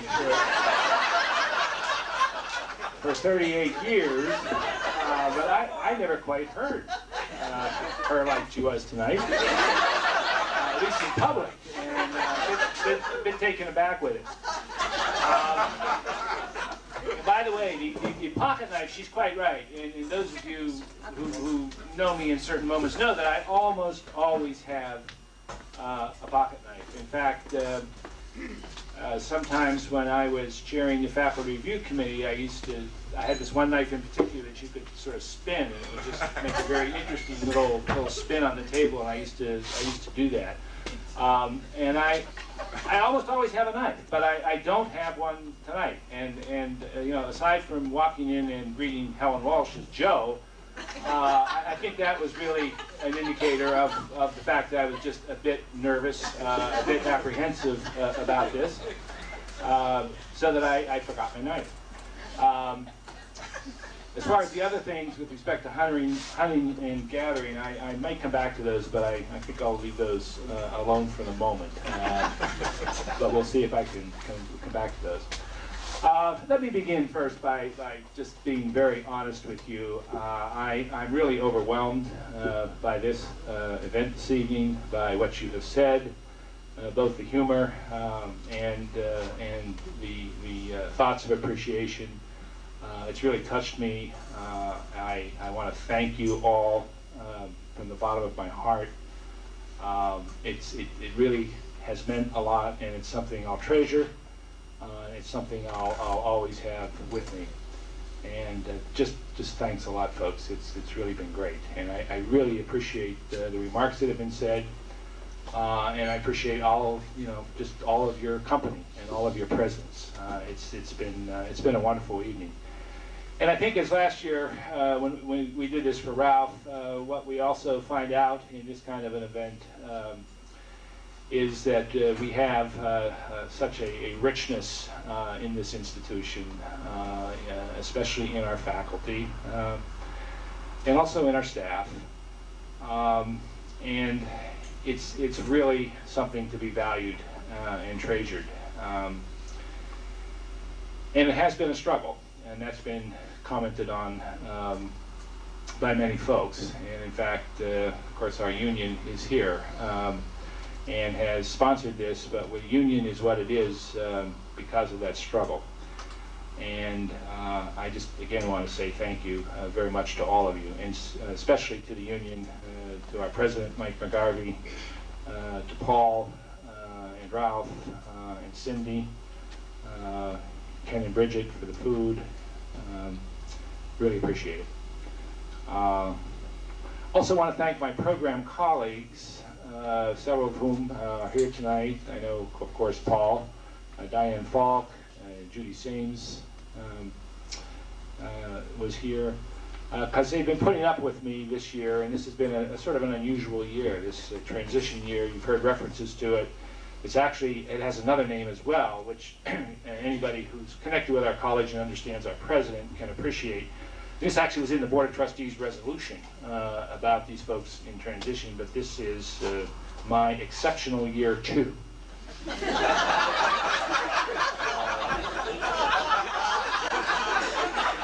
Sort of like peers, but no equals, one of those kinds of phrases, but this is my exceptional year 2.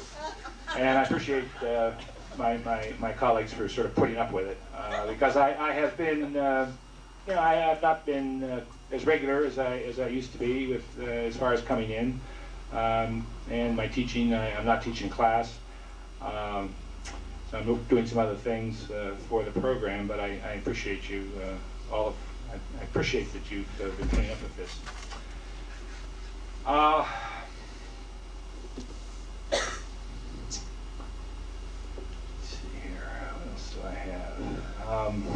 A lot of you that see me have been, you've been asking me, are you really going to do this? Are you really going to retire?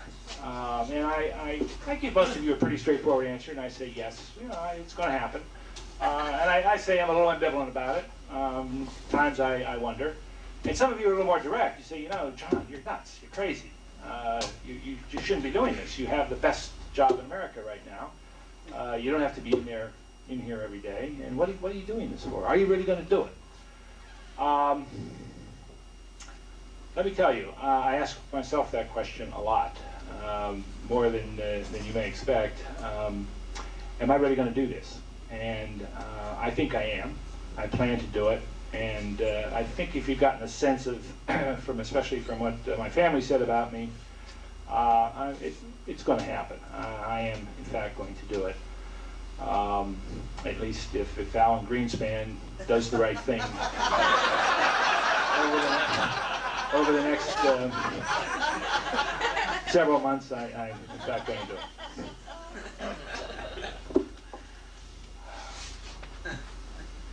Now, there's been a few references sort of have come out around the edges about the fact that I'm known for a lot of things, and some of them very meaningful, some of them good, some of them perhaps a little frivolous.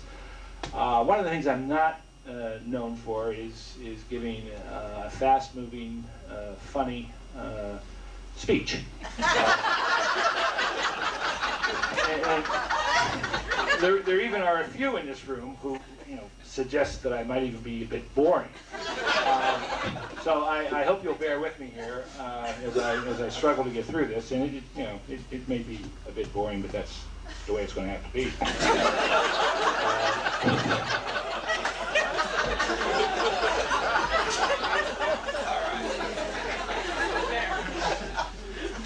So it was nice to see Tony here. Tony, I'm really appreciative of Easy Pass, and I'm glad you're working on this and have done it well. We miss you, Tony. Stockton has never quite been the same since you and your videos or your movies left the college. And you are proof that there's life after Stockton. And of course, Tom Worth, who's here. Tom did not speak tonight. Tom has been an important person for a lot of us. He's, by and large, a behind-the-scenes person as far as Stockton is concerned at this time. For those of us who were here in the first several years, he was not behind the scenes. He was right up front. He was the initial president of the Stockton Federation of Teachers. It cost him his job with the college, but he has gone on to be just a wonderful staff representative for our union, and I appreciate Tom's presence. Yeah.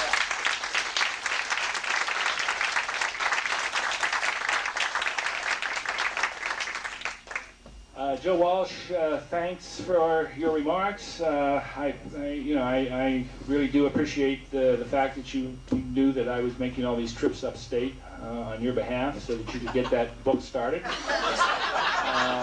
I would also appreciate very much a copy of that book, maybe with an autograph. I don't know if Joe remembers this. I'm sure he's probably suppressed it, but I think shortly after I became president of the union, I saw Joe in the cafeteria line one day, and I asked Joe if he just might be willing to take on a certain responsibility for the union. And Joe looked at me as if I'd lost my mind. He said, "John, this is not what I do. I'm working on this book." But so Joe did not accept my request, and he's still working on the book.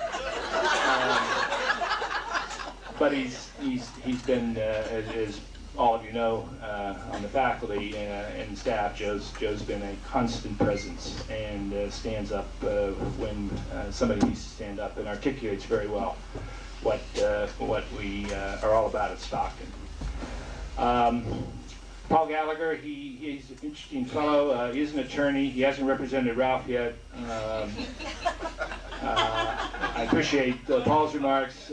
Paul, I don't know if Paul was accurately identified tonight or not, but he is the county counsel. He's also served in a distinguished capacity as I believe the counsel, the attorney for the Atlantic City Council. And the mayor, for the mayor. The mayor. Oh, for the mayor. Okay, right. Sorry, big mistake.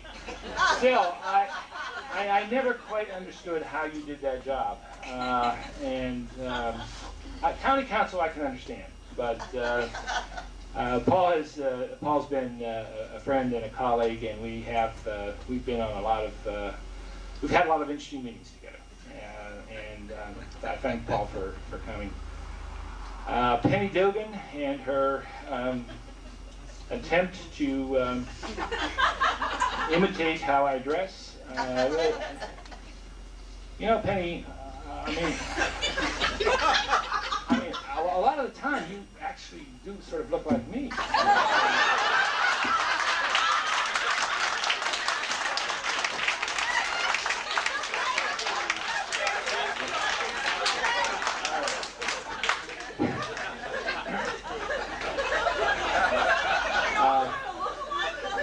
Anyways,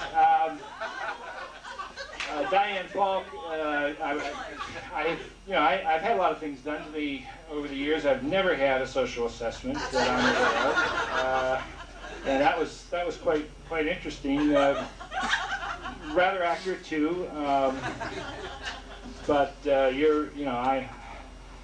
was a new experience, and I'm glad you have had a distinguished career in social work and have not pursued either writing poetry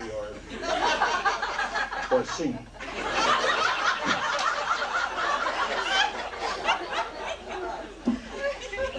To my friends, I guess my brothers and sisters in Local 195, thanks. And next year, I hope you'll pass this on, Matt. I think there ought to be a serious discussion about who comes to represent.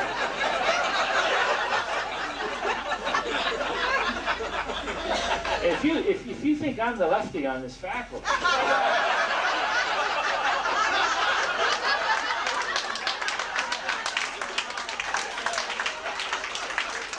you don't know. And in fact, I guess I'll let Tony play this out and reveal who those folks are that were at Berkeley. I do know their names. I think one of them is left, but one of them is still here. But they are in the room, and we have others as well. In fact, we have a faculty member who used to, I believe, wear a red star. Don Plank. Don Parker. Don Plank. Interesting. I don't know. Don Parker. Don, great job. You're a good actor. You're funny. You know makeup, obviously, too.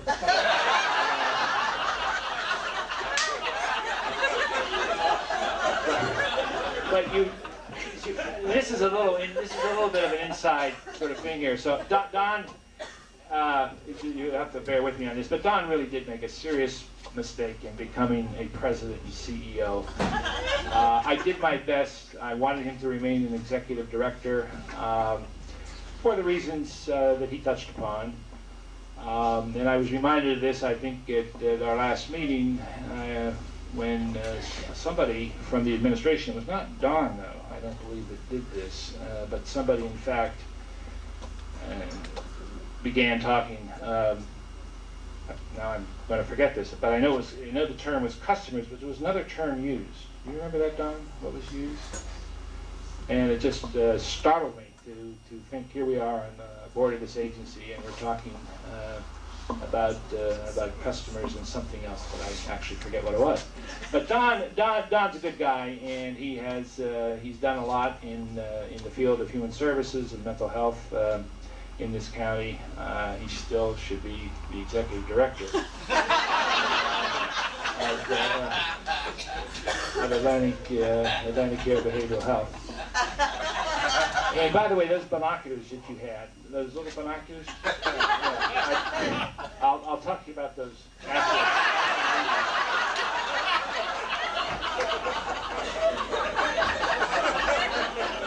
Bob Helsebeck, a good friend.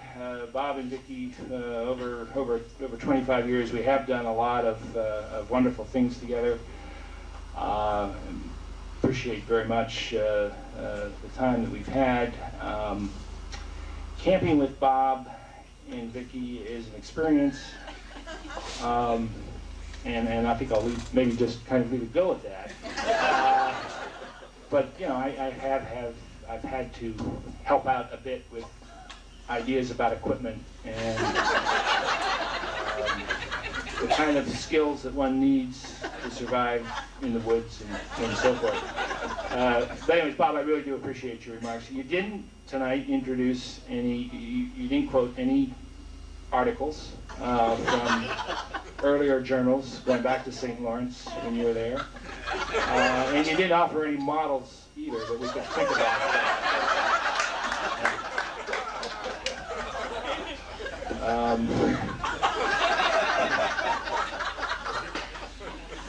Bill Daly, another true friend over a long time and through many difficult times at the college. And Bill, as he said, is a political scientist. He doesn't understand certain kinds of things. He still doesn't understand it, but it's really been an honor to work with Bill over the years. And I just want to say to him that, Bill, when you have an agreement, you have an agreement.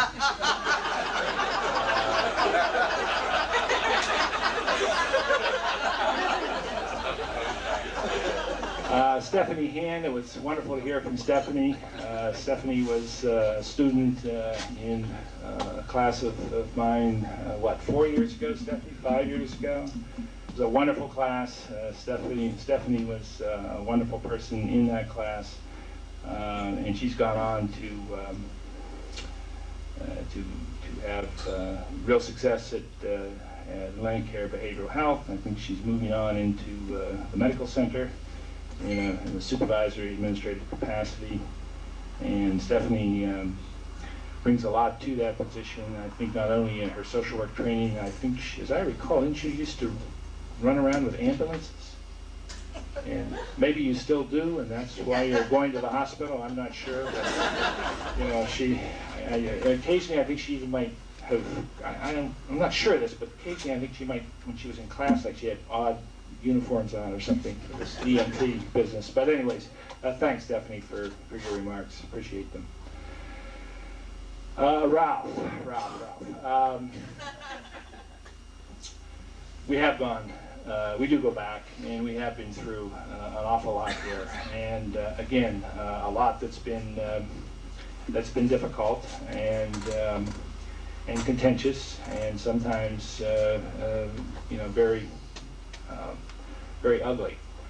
And I think we honored Ralph last year, and I don't need to start to say the kinds of things that I feel about Ralph and value in Ralph. I've already done that. Ralph is a wonderful person. I don't write his letters.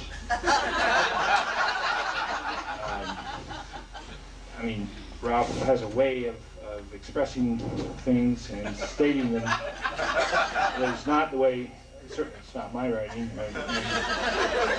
And Ralph, at least until we got spell check, and even there,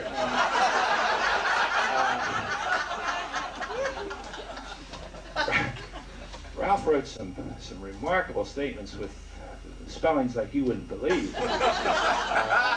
And they would go off to the Board of Trustees and to whichever president it was at that point, and he just did it. And still does it to a certain degree. I think he must occasionally forget to do that spell check. But, I don't know, I haven't read the letter yet from Vera, Ralph, but I think I'll know very quickly as I get into that letter as to where it came from. And Cindy, yes, you said I was orderly, and I careful, and like to plan things out, and so forth, and that's, that's true. Of course, I have to, and especially being in Stockton, especially being in an administrative capacity for a while, I really had to do that because I had some faculty who were very organized and very direct and very clear about what they expected, and I had to be on top of that, or I would be in serious trouble. Cindy is a person who is very direct when she wants to be, and I really value her as a colleague and as a friend, and appreciate what you had to say, although I think a little bit of what you had to say is perhaps true about you.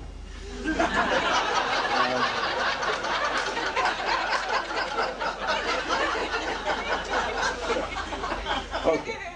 Jack, wonderful story. We all know that Jack is a writer, and he writes wonderful stuff on birds. He's also actually a world-class writer about birding. He's very good with birds. He has a few deficiencies that get in his way from really being outstanding, not the least of which is that only Jack's going to know what I mean here. Maybe Al Rosenblatt will know. But Jack can't hear a grasshopper sparrow.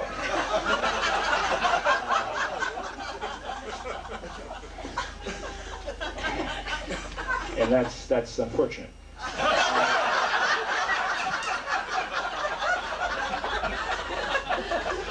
My feelings also. And Jack's story, we know he was slipping into the fiction mode when he told that story about my binoculars. I do have a fair number of binoculars, and I do keep things. I do gather things, and I keep good care of them. And some things last. But the world moves on, and better optics are made, and there are better designs. But the first pair of binoculars I had, I have them. In fact, they're in my office. I keep them in my office drawer in case I see something out the window. I got them in 1952, I believe. And as far as his little, his wonderful ending to that story, it was a little off. They were Zeiss binoculars. He's correct. They are wonderful binoculars. They were one of the reasons they're wonderful is they were pre-war. No, that's seriously. Zeiss.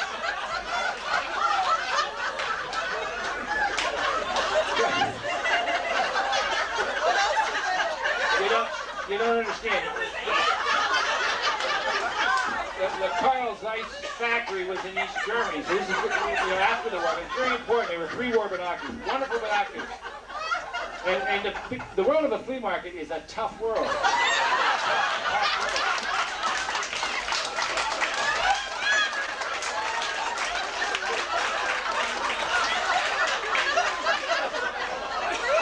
So, anyways, they are good binoculars. They're crystal clear, wonderful field of view.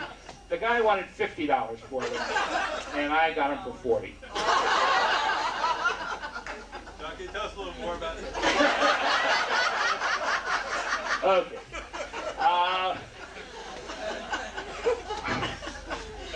Hard to respond to Mike's transition song. I assume now this will become a part of like a permanent collection in Stockton, or maybe you're going to record that because there are a lot of people in the transition program. I think it ought to be like played maybe in the G-Wing cafeteria, you know, every other day at noon or something.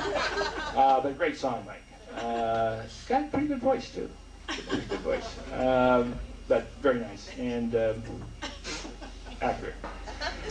And I think you did the song last year too. Didn't you? Are you working on a collection or a CD or? Because you know, let us know. And you could design the cover for the CD too. Okay. Finally, my family. I'm not going to have too much to say here. I really did.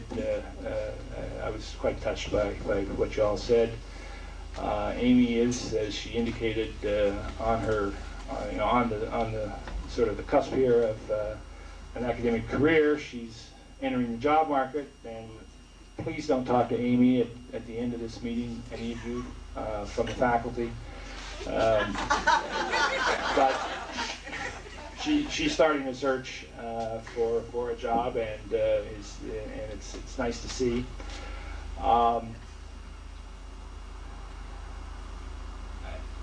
What Amy also didn't tell you is that some of my clothes, my famous shirts, she wears them. And when she's home, even like this time, she whips in on an airplane and she's here, and then she has to do certain things, so she can't talk to us. Like she has to run. If she doesn't run 8 miles, it's a serious problem. It's a real crisis. But shirts disappear from my closet, and some of my hats disappear.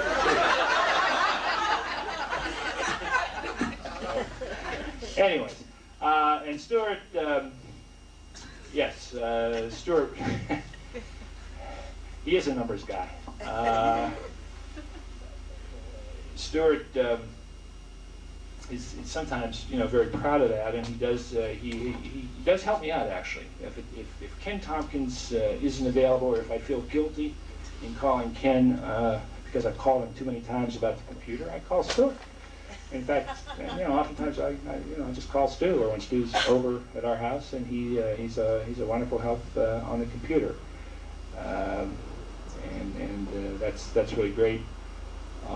Stuart, actually, Tony mentioned his son, Alex, who many of us now know as a staff member at Stockton. And Alex, I don't think Tony would remember this. I'm not even sure Stuart remembers it, but there was an early time when those two guys came together at a union. It was a union, maybe it was a pre-picnic softball game or something, and they both wanted. I think they both wanted to play first base or something. And Stuart, who was left-handed, first base he owned, and it was going to be what he wanted to do. And I think Alex, there was some sort of a bit of tension there, because Alex wanted to play first base too.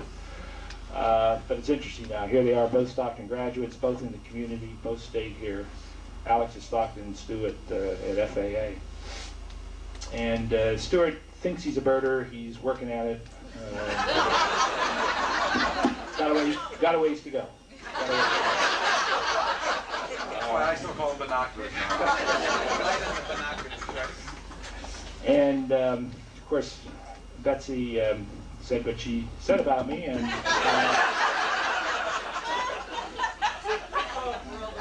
wow. And most of it was not true, actually. I'm a pretty good hunter and gatherer, though, actually. And it's not really as bad as you may think from how it got said here.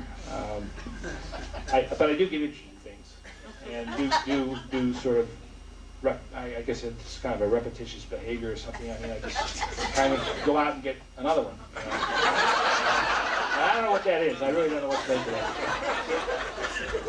But anyways, again, folks, thanks for all the the remarks and the fun and the other things that you had to say. I guess this is my 26th year at Stockton. I came in 1973. And Stockton is a wonderful place. It's a good place. It's a unique place, and it's a place that continues to do good things when it comes to educating students. There's an energy in the place. There's a commitment on the part of the faculty that I think is remarkable, and while slipping a bit, still maintains a very high level, and unlike most places, we are a good school and we have a good future. There is, however, though, to this, or a but to this, and again, those of us, most of us here who are members of the union, I think fully, understand what that but is, because it could have been, in fact, much more. I think it's going to get there, but it's sure taken a long time, and that primarily has come about because of some things that got established very, very early, probably in the first year or two of the college, when our founding president, who had real ability, who did some very good things, but also did some very, very bad things. And aside from the meanness and the vindictiveness and the way in which folks lost their jobs, he set in motion something that I think we're still struggling with. And it was a model where the faculty of the institution were looked at in a particular kind of way by the administration and by our board of trustees. It was fancied up with language about administration and management, faculty, but it really struck at the heart of what I think an academic community can be, where there's real partnership, where faculty and staff are involved in a meaningful, important relationship, where ideas are appreciated and talked about and debated, and where reason in the end will prevail. And I don't want to be too naive, because there is the bottom line. There are budget difficulties. Certain kinds of decisions have to get made. But unfortunately, at Stockton, from the very beginning, we as in faculty at least, have been looked upon as a group of people that are causing trouble, that need to be managed, not consulted, not a part of the enterprise, but a group of people that need to be managed. And that was set in motion in 1971 or 2. It's still very much with us, and I think that's most unfortunate.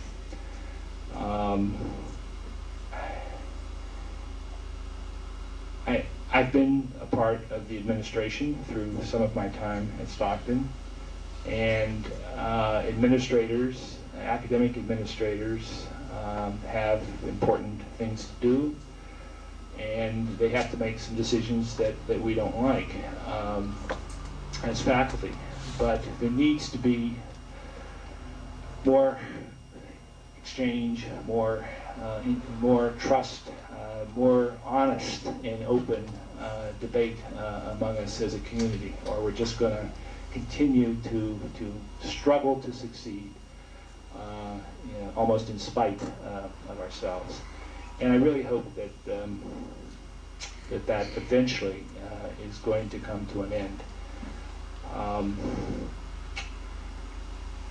Each one of us, faculty, staff, whatever we are, can make a difference. But those of us who are committed to the kind of vision of what a college and an academic community ought to be, are going to have to do it, I think, step by step, sort of one piece at a time. We have one significant advantage, I think, in our favor, which is that we will, in our own way, we will outlast them. And we're going to be here when most of them have gone on to other fancy jobs or just have gone on. So we will outlast them, certainly as a collective faculty, and hopefully at some point here, it's not going to be a we and a they as much. It's always a bit of that, but the lines have been drawn so sharply here, and I really hope that that soon it's no longer going to be such a we versus them situation, but a much more united and diverse we as a college community, and that's what I hope the next few years brings.